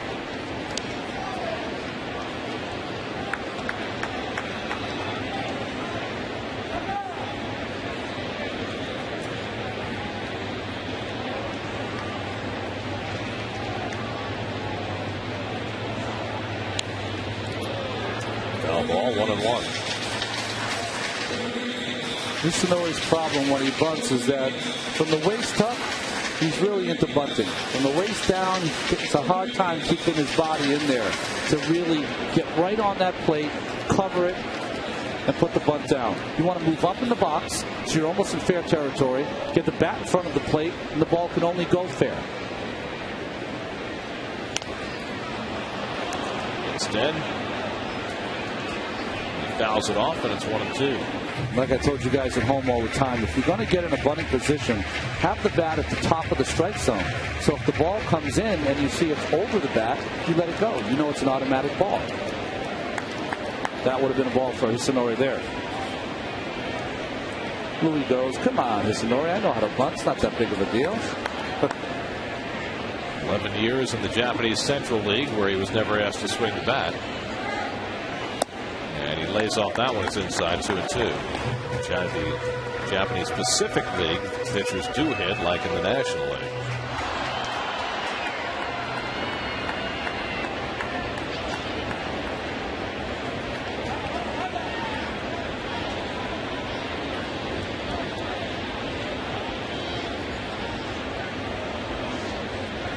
And Takahashi gets it down. I'm not sure that was the residue of design, but it worked. And he gets Castillo over to second base.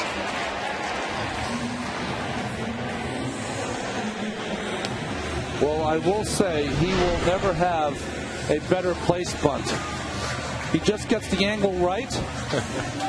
He's got the head on the ball, knees bent, deadens it off the end of the bat. That right foot, though, maybe he was trying to get a little head start there down the first base line. That might be the only problem, but the job done. So the go-ahead run in scoring position for Reyes, who's 0 for 2 tonight. And Jose takes the slider inside for ball 1. Reyes is grounded out and flied out. Started the night with an 11-game hitting streak. And, of course, Reynolds, even in a situation that does not call out at all for a bunt, has to play in, so Reyes has a chance to maybe try and slap one by the third baseman.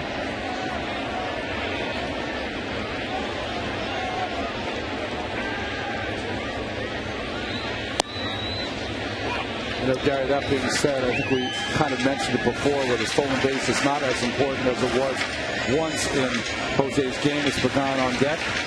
I do think at this point in his career, where the offense has been compromised over the last couple of weeks, he's going to drive in runs, and this is a chance for him to do that.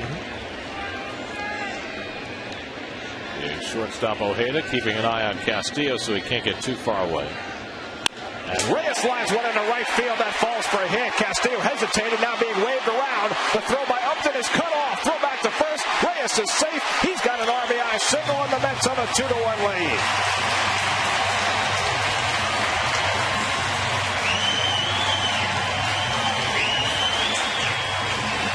RBI number 38 for Reyes as he stretches his hitting streak to 12 games. Well, the walk to Castillo, the leadoff inning, hurts Enright.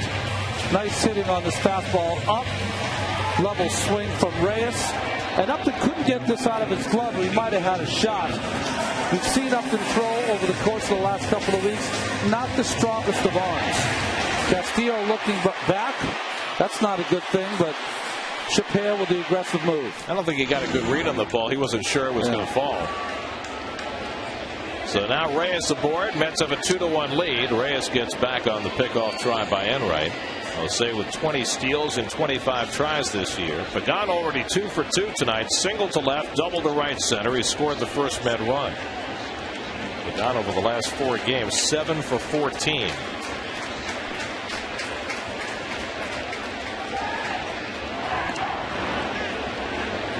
You know, the catcher is supposed to yell, cut or not cut. And you see LaRoche kind of lazily getting over there. He cuts this baseball off with a turn and a turn of his body. He could have fired a strike to the plate and at least had a shot. And Luis Castillo decided to go for Reyes and made a bad throw there. I think his read was as soon as Upton double clutched, he was going to cut off that baseball.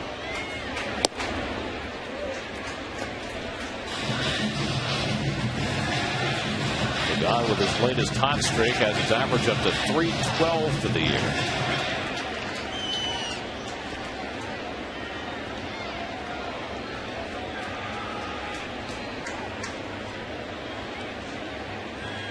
One and 0 to Pagan, and Enright chases Reyes back. Enright's got a good move, so it's going to be difficult for Jose to get that one extra step that he likes. Be a little conservative in his lead and just try to get a jump when Enright goes to the plate. See that cutout? Jose likes to get that left foot on it. He's only getting it right in between his body. Getting closer. Pagan lifts one foul. That'll go out of play. And it's 1-1. There have been 3 stolen base attempts with Enright on the mound since he came up, and they've all been successful.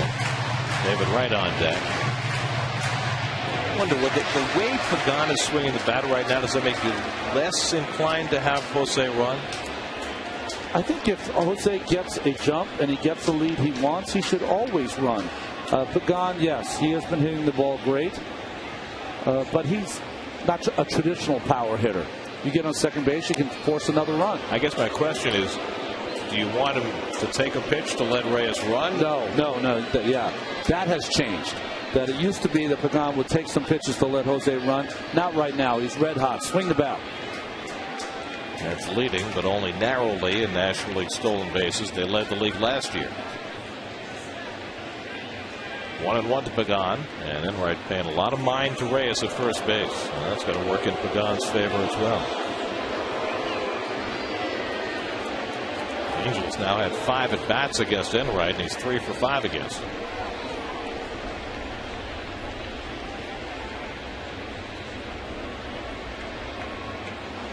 And what's the point of that exactly? I don't know. You know, you have a rookie pitcher. He knows that he's given up the lead. He's trying to keep the runner close, but he's a strike thrower, and he's really working against his kind of game of working quickly, throwing strikes. Nothing slows down the game like speed. There goes Reyes. Pagan fouls it back. Pagan did not take the pitch for Reyes. Thought he got a fastball to hit and fouled it off. And Reyes will come back. Reyes had a big, huge jump, but Pagan got a ball up in the strike zone. He's asking the home plate umpire, Cooper, where that ball was. Cooper going, I don't know. It might have been a little up, Angel.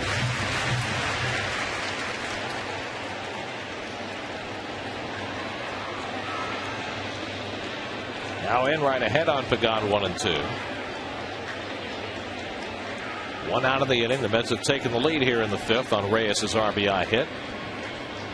And Pagan down swinging at the fastball away. Only the 2nd strikeout of the night for Barry Enright. Now 2 out of the inning. Well, kudos to Enright being able to hold Reyes close. throwing a lot of balls over to first base, keeping his concentration, and hitting the strike zone.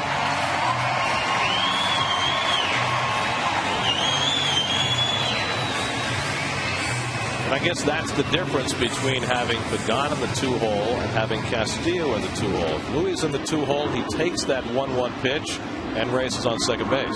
But the threat of getting a hit after that, not as good with Castillo. So here's David Wright, who drove in the first men run with a hard single to left. His 75th run batted in, second in the league. And David takes a strike on the outside.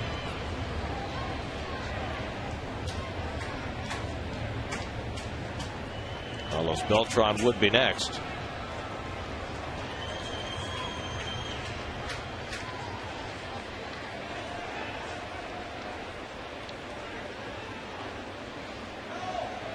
And a pitch out, but Reyes is now moving. 1-1. I'd be more apt right now after watching a two home run game by David last night. His ability to hit that line drive in a run tonight. If I was Jose, if I get a huge dump, maybe. I don't want to let Wright hit. He has scalded the 2 balls he hit tonight. The fielder's choice and the base hit. Lays off the pitch away, and it's 2-1. David Wright moving up the Mets' all-time RBI list. Well, I'm knocking on wood, but he's going to have them all. You would certainly think so. Recently passed by his mentor, Howard Johnson. Only 2 more to catch.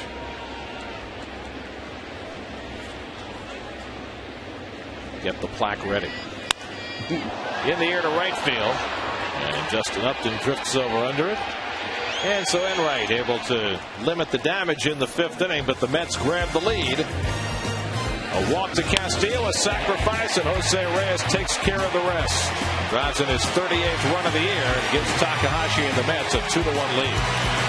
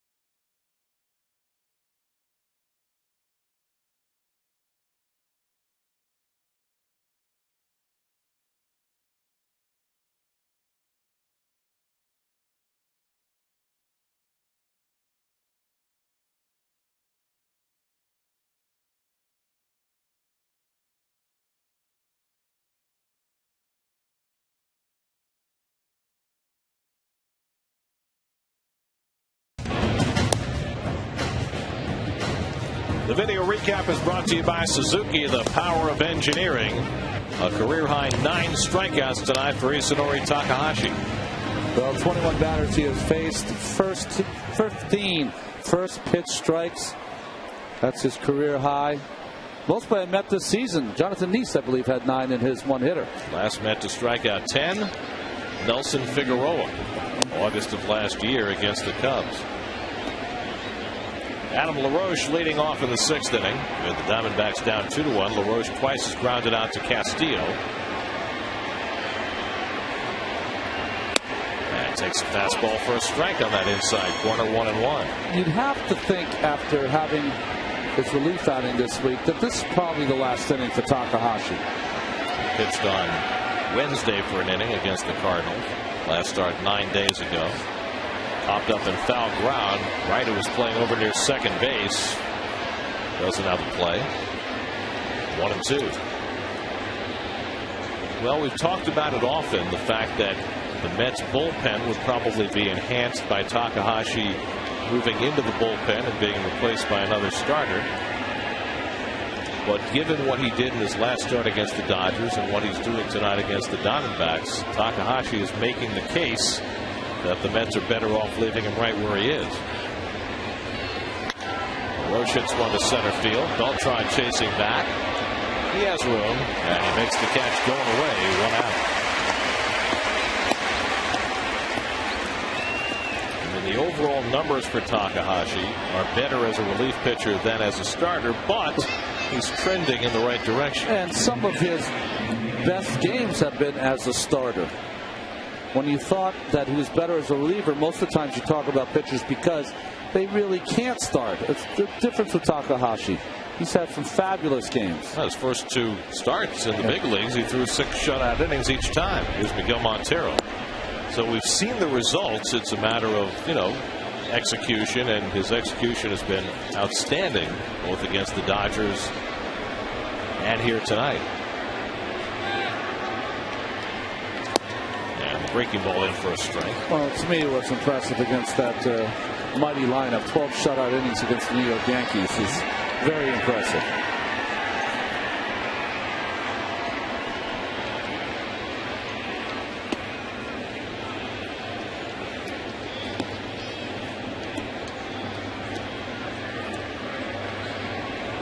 Right at 100 pitches for the night.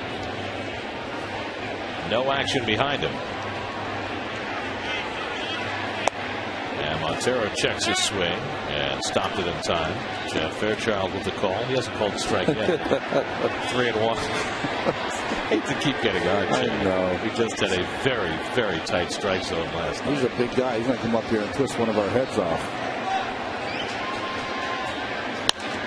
Past the mound and a base hit for Montero, with the Mets playing him to pull. So Montero has his second hit of the night. Hit number 6 for the Diamondbacks. Today's pitcher's High Speed brought to you by Verizon Fios. Call 1-888-GET-FIOS. And right in Takahashi, right in the same neighborhood. So the tying run on base with 1 out. And Mark Reynolds coming to the plate. Reynolds has been up twice, struck out both times, swinging in the second, looking in the fourth. 145 times now Reynolds has been struck out this season. And a swing and a miss at the changeup, 0-1. The Mets outfield is very deep and leaving a huge gap in left center field for Reynolds. And we saw last year he hit a couple of his home runs in that left center field gap, although that won't matter where they're playing. But really played the pull is the left fielder Carter. And Takahashi, for the most part, has been keeping the ball away from Reynolds. Well, the only place that Takahashi is vulnerable against Reynolds right now is up on the inside part of the plate, because Reynolds' front shoulder is really coming out of there. So the inside corner really is the middle of the plate for Reynolds right now.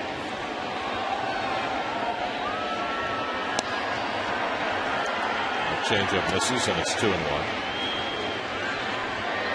Manny Acosta, first man up in the Mets bullpen. Boy, was he spectacular last night.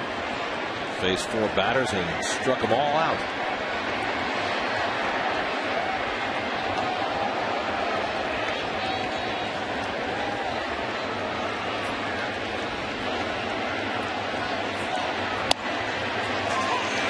Takahashi gets the call on that changeup. It's 2-2. Not where he wants to be throwing that. Yeah, no. But again, it was outside enough. Right now, Reynolds is vulnerable. Anything on the outside corner. But middle of the plate in and up.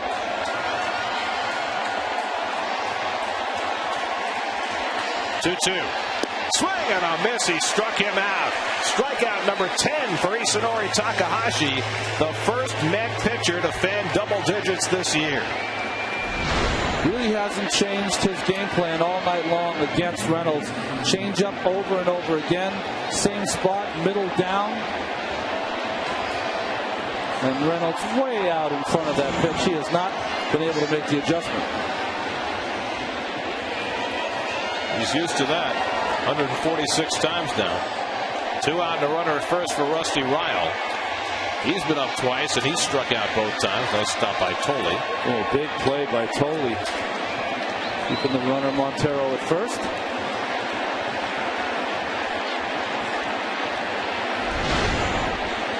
Quickness by Josh. But he locks in size.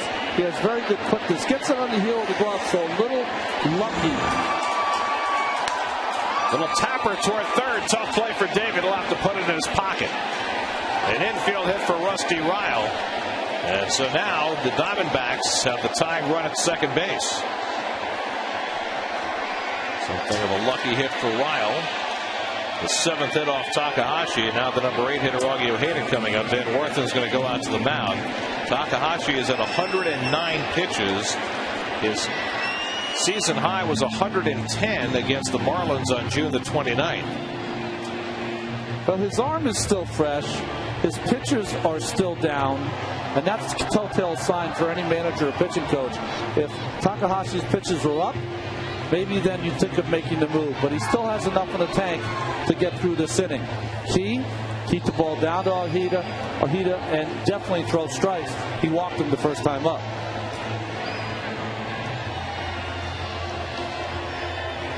This is a point for a starting pitcher, Gary, where you don't really get him with your stuff, get him with your insides, your heart.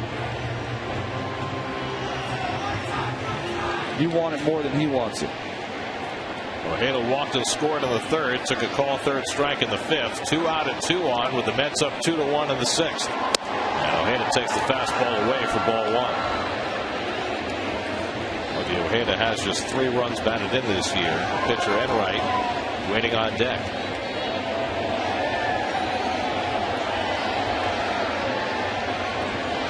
Swing and a miss. Fastball is still popping. 1-1. Well, Gary, when you look at the outfield corner, because he's compromised by his defensive abilities, pretty deep in left field. Same with Beltran, who likes to play deep. Nice, though, by Pagan in right field. Very shallow, probably cut off that run if there's a base hit his way. Love to see Beltran playing a few steps further in. Ojeda pops one up behind first base. Davis into foul ground, has the call and the catch, and Isadori Takahashi has pitched 6 tremendous innings. 10 strikeouts for Takahashi and a 2-1 Met lead.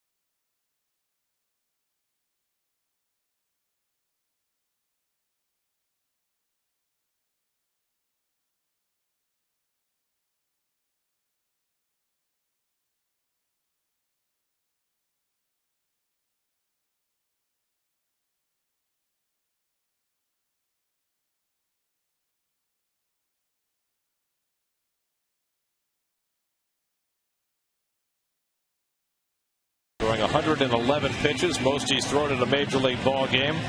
The first Met pitcher to strike out 10, and a well-deserved Little man hug from Jerry Manuel. Well, this Inoi's learned he's had to go away from the bow into the man hug. It's cultural. No man hugs in Japan. No. 1-0 to Carlos Beltran, who's flied out and grounded out 0 for 2. Looking for his first hit in this series. Barry Enright's been good, but Takahashi so far better. And the Mets have a 2-1 lead. It'll be Beltran, Davis, and Carter for the Mets in the home sixth, as the Mets look to finally scratch against Arizona, team with the second worst record in the National League. And now Enright behind 3-0. This is what happened with his first batter in the fifth inning. He walked Castillo on 4 pitches, and it cost him. Well, the last couple of innings, this is the first time that I've seen Enright look a little tired, like he's not finishing his pitches. Either that or he's trying to aim the baseball once he's gotten behind. This is only his 73rd pitch of the night, and he throws a fastball for a strike.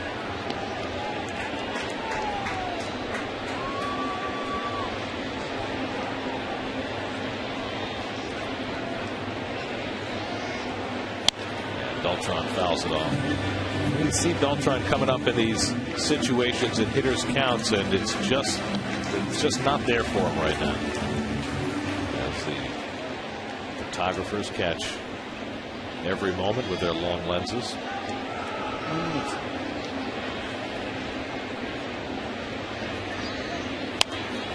It's also a different Carlos.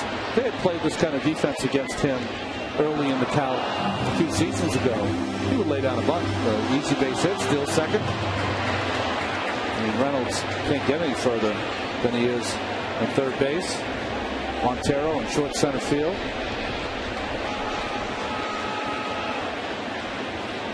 Three-2. Hit in the air down the right field line. Over toward the stands goes Upton, but it's out of play.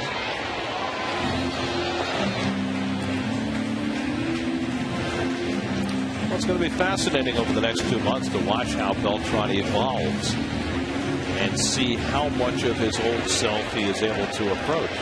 Well, he's another guy that has to prove to himself he can stay healthy over the last 2 months to try to ensure that he can have a monster year next year also. Popped up, shallow right. And the second baseman Johnson takes charge. One away. Today's game is brought to you in high definition by Verizon Fios. Call 1-888-GET-FIOS. Now Ike Davis, who's 0 for 2, struck out and flied out. And as was the case in last night's game, all of the Mets offense is coming right at the top of the batting order. Last night, nobody below the 4 spot had a base hit. Tonight, nobody below the 3 hole has a base hit. Here's a strike to Davis. How did Jerry Manuel phrase it before the game today? He said, "We have too many holes."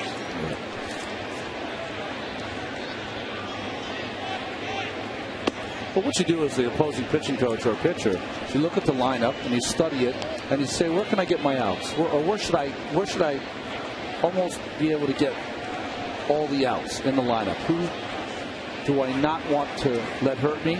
And that's how you study that lineup. And for the Mets of late, because of timing, because of injury, because of coming back from injury, they have some guys that are off their game. And if they're off their game, that gives major league pitchers outs. Well, right now they've got Reyes, Pagan, and Wright, who are giving them reliable at-bats. And they're just not getting them from anywhere else. I mean, they're getting occasional power from Ike Davis. Yes. I mean, his home runs have been prodigious. But, you know, he's hitting under 250 for the year. Let's see what the Mets have done in this month, where they've gone 8-17, and offense has obviously been the largest concern. 3-2 now to Davis with Carter on deck. And one of the reasons why Jerry put Chris Carter there tonight, he just felt as though he needed somebody to change things up and give him a little pop, especially after watching some of Frank Core's at bats last night. 3-2 to Davis. Inside, ball 4, and Ike works out a walk. Walk number 3 issued by Barry Enright, and the Mets have a 1-out base runner. This fall, Entourage is coming to Pix 11. Find out what the critics and cable fans have been raving about when the boys take you on a wild ride through Hollywood fame and fortune. Entourage premieres September 13th at 12:30 a.m. on Pix 11. So here is Carter, who has walked and grounded out 0 for 1.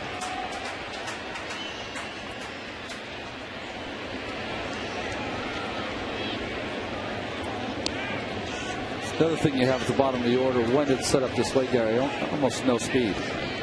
So if you're going to manufacture runs, then you're going to have to do some hit and running. Good guy to do it against, to tell you the truth. Enright throws strikes for most part. That's a tried to play hit and run once tonight with Josh Tolle at the plate. And then when skips in on Montero 1-0.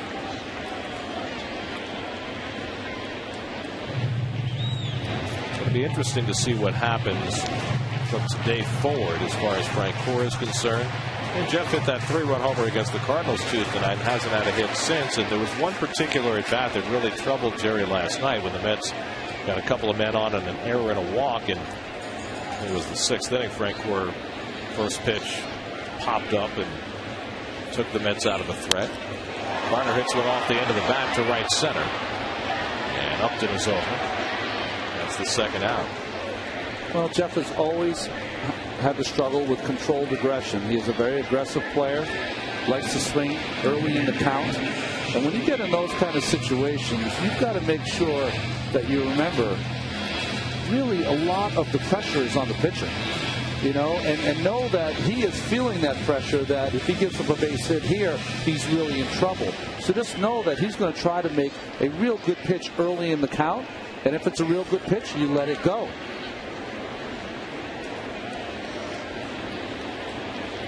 Tolle, and he lines one to left center, but over goes Young to pick it off and end the inning.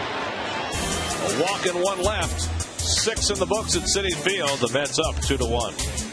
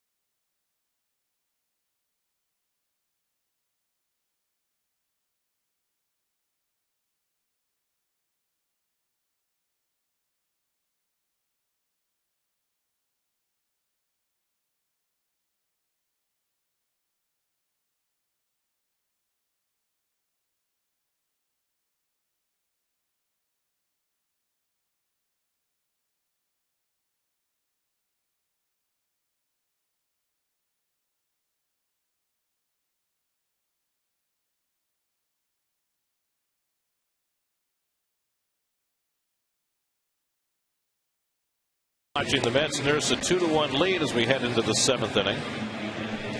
Mets upcoming schedule brought to you by Hyundai. Uncensored. See what they're saying at Hyundai.com. One more game with the Diamondbacks tomorrow afternoon. Hall of Fame ceremonies beginning at 12:30. The game will start around 1:30. Jonathan Neese tomorrow will pitch for the Mets against Daniel Hudson. Jesus Feliciano takes over at left field. He'll bat 9th as Chris Carter comes out. Bobby Parnell comes in to pitch. He'll bat in the 6th hole. Unscored upon in 17 of those 19 games as Parnell has got a 10-inning scoreless streak working as he comes in to face a pinch hitter for the Arizona Diamondbacks. Tony Abreu a switch hitter. About left-handed against Parnell. Now, if you're wondering why Parnell in the 7th rather than in the 8th, if you look at the Diamondbacks batting order, the hope is that if Parnell gets through this inning quickly, facing no more than 4 batters, then you would have the 2 left-handed bats, LaRoche and Montero, up in the 8th, and presumably that would belong to Feliciano.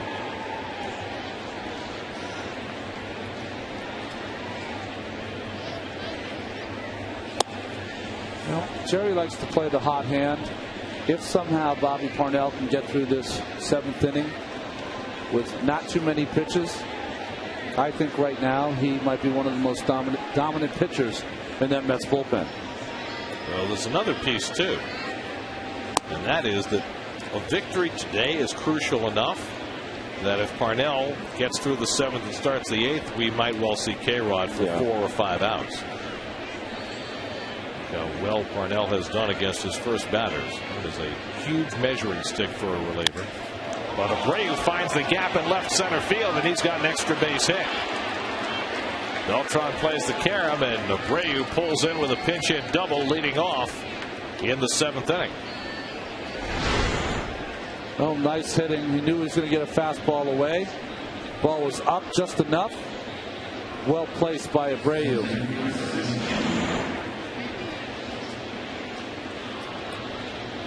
So the tying run is at second with nobody out. Chris Young, the leadoff hitter, is coming to the plate, and as he has been walking to the plate, he's been taking a very long look down at Joel Youngblood, his third base coach, to see whether he would be asked to bunt in this spot. Kirk Gibson, who got his chops as Joel Youngblood in the American League, National League ball, with the bunt the baseball and get Abreu over. Of course, you know, Kirk Gibson played in the American League for a National League manager. That's right, Sparky Anderson.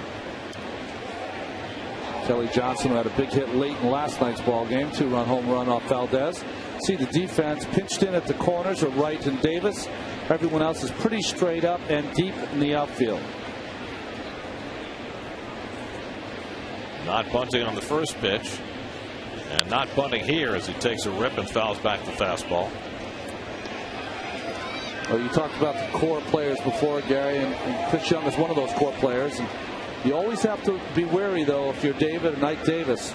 Sometimes they'll give those good hitters one strike and then put the bunt on. Well, the other thing about Chris Young is he's got 63 RBIs. Yeah. He was sitting down in the order for a good portion of the year before Kirk Gibson moved him back to leadoff. Slider from Parnell, 2-1. Yeah, and I like this move. What you're saying to your hitters, they have guy in second, nobody out, and give you 3 shots to drive them in.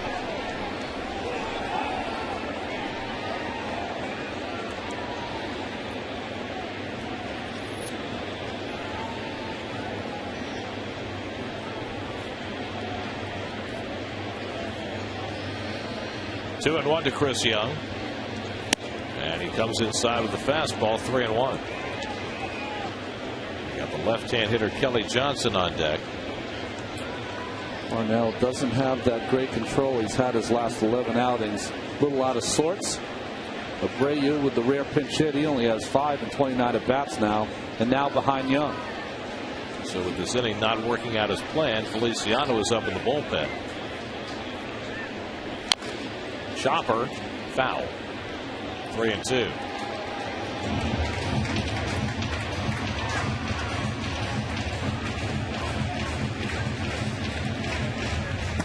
Pedro with the left-hand hitting Johnson on deck. And then the 2 other left-hand hitters, LaRoche and Montero, 3 and 4 batters away. Well, Young, like everybody else in this Arizona lineup, strikes out a lot. 87 times coming into the game, 88 after he fanned in the 5th.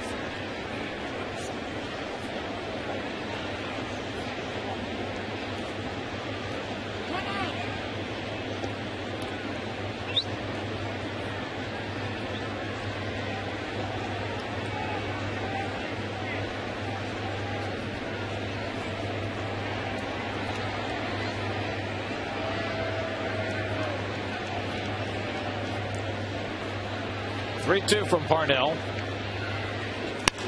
Driven to center field. Over goes Beltran. Off the plate on a hop. Abreu had to hold up. He'll go to third and pull in there. And so back-to-back hard hits off Bobby Parnell. And the Diamondbacks have first and third and nobody out.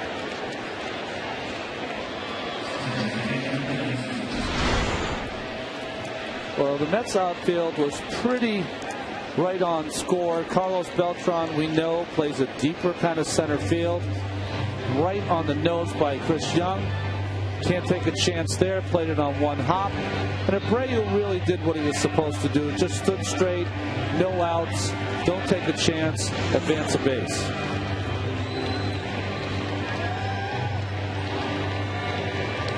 So now Kelly Johnson coming to the plate. Face to face with his third base coach, Joel Youngblood. Dan Worthen, meanwhile, at the mound talking with Parnell, who has been so good lately, but struck hard by the first two hitters here in the seventh. So now the tying run at third base with nobody out. And the Mets will be hard pressed to keep Takahashi in a position to win. Takahashi was great tonight. 112 pitches over 6 innings. A run, 7 hits, 2 walks, 10 strikeouts. First Met pitcher to strike out 10 this year. But now Parnell in instant trouble. Johnson already 2 for 3 tonight. And a single to right his last 2 at bats. He does have 93 strikeouts, though.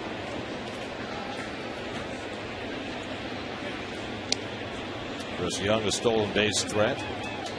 22 on the year. Mets bullpen has been putting up great numbers, but losing games lately. A lot of that is on the offense. A lot of long games.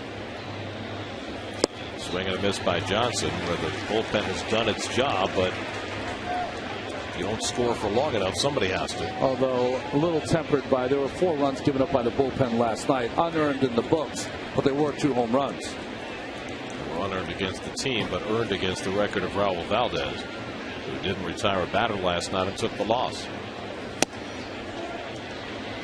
1-1 to Johnson with Justin Upton on deck. Yeah, I don't agree with that. I don't mind that as a pitch to strike someone out, but totally wanted that pitch up. Well, the ball up is the best chance for Johnson to hit a ball to the outfield, which is going to score the run.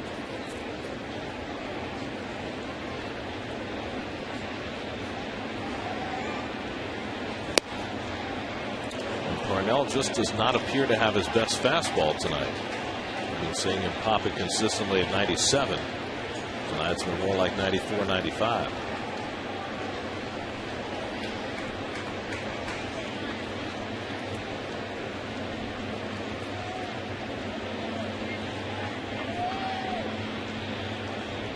Two and 1 to Kelly Johnson, and a check in at first on Young.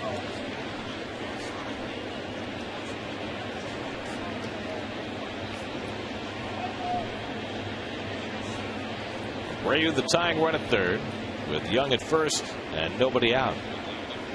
Slide step, slider.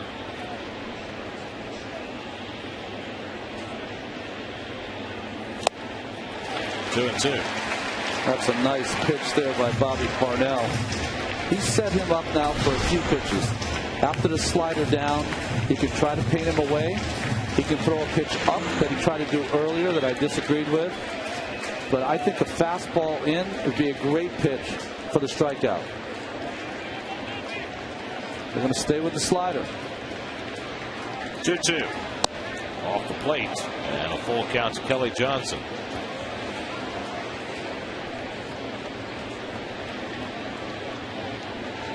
Abreu at third and Young at first with nobody out. And you have to think Young's going to run here.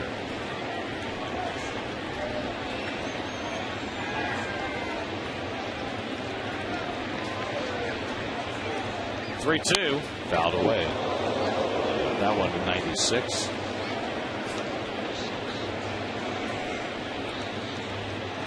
Well, that's fastball away, and Johnson definitely late on that pitch, but as we saw yesterday off Valdez, anything out over the plate away is Johnson's strength. Fastball. Fastball in would tie him up. I don't know if they're brave enough to make that pitch right now. Backdoor slider.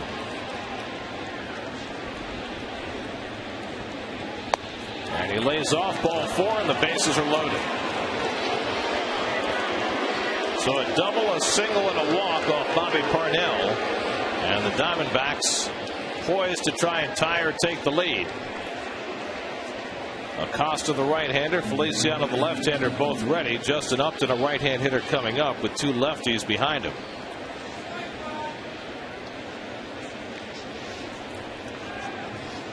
Upton is driven in the only Diamondbacks run tonight with a sacrifice fly in the 3rd. But he's come up the base with the bases loaded twice and 2 on another time. So Parnell will hang in there and try and get a big hitter out here in Upton. Bases loaded, nobody out. And Upton drives one into right field. Base hit. Pagan cuts it off. In to score Brady with the tying run. Young comes in with the lead run. A 2-run single for Justin Upton, and the Diamondbacks have gone in front 3-2.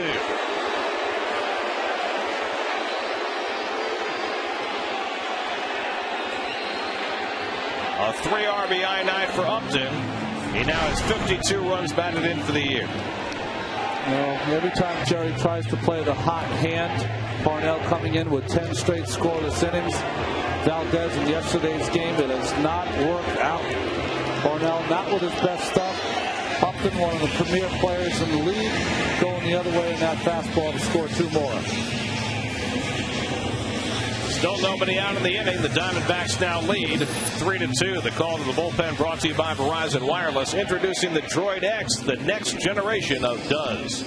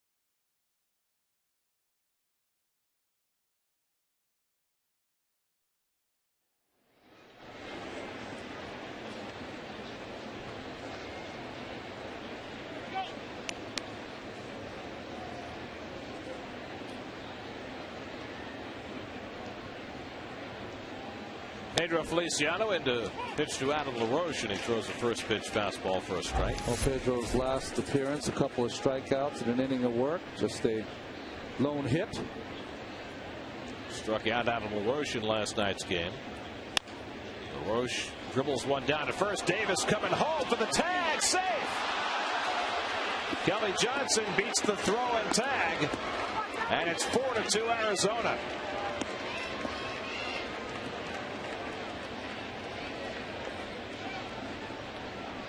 Just a little dribbler by LaRoche, and he drives in a run. Well, the only way this play can work, because Ike makes a valiant effort, is that Kelly Johnson on third base had to read that correctly, went on first bit of contact, and the soup tag by totally too late. He scored a fielder's choice. LaRoche drives in his 64th run, 3 runs home in the inning, and still nobody out. Now Miguel Montero, who's 2 for 3.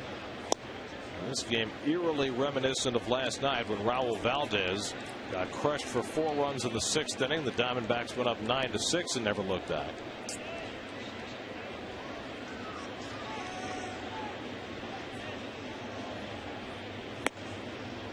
batter high strike. 1-1 to Montero. Tonight, Bobby Parnell gave up a double, a single, a walk, and then a 2-run hit to Justin Upton. He had been pitching so well, very much like Valdez going into last night's game. Hit to second base, could be 2. Castillo gets the out at second, and Reyes with the turn for the first 2 outs of the inning. 4-6-3 double play. Upton moves over to third. Well, Montero jammed on this baseball. Nice play by Castillo. Good turn. Watch Adam LaRoche. He comes in your picture. He had to get down quickly because Reyes dropped down. Almost took his block off with that throw. So Feliciano does a nice job against the 2 left-handed hitters. Now he'll take his exit. And with Mark Reynolds coming up, Manny Acosta will come in to face the right-handed batter. Feliciano got unlucky on LaRoche's ground ball that produces a run. 3 runs in the inning for Arizona. Now in comes Acosta. The call to the bullpen brought to you by Verizon Wireless, introducing the Droid X, the next generation of does.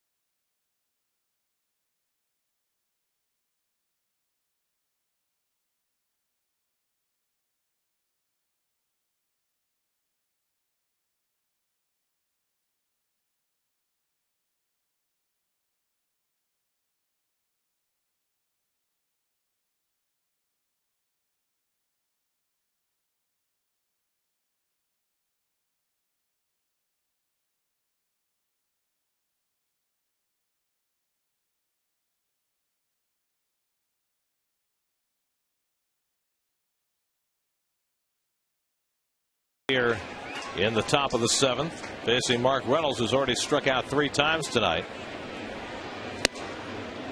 Acosta came in last night, faced 4 batters and fanned them all. Yeah, struck out all 4 as he's come back from Buffalo determined with a couple more weapons in his arsenal. Good slider for strikes and changeup for strikes. Reynolds was the first man he struck out last night. But this time Acosta falls behind 2-0. Double by the pinch hitter Tony Abreu got the inning started. Chris Young singled. Kelly Johnson walked, and that guy Justin Upton singled to drive in 2. Adam LaRoche drove in a run on a fielder's choice, and it's 4-2 Arizona. Rusty Ryle would be next. The Diamondbacks now have 10 hits in the game. They had 13 last night. Barry Enright left this game for a pinch hitter. He's now pitcher of record on the long side. And no decision tonight for Isanori Takahashi, who deserved better.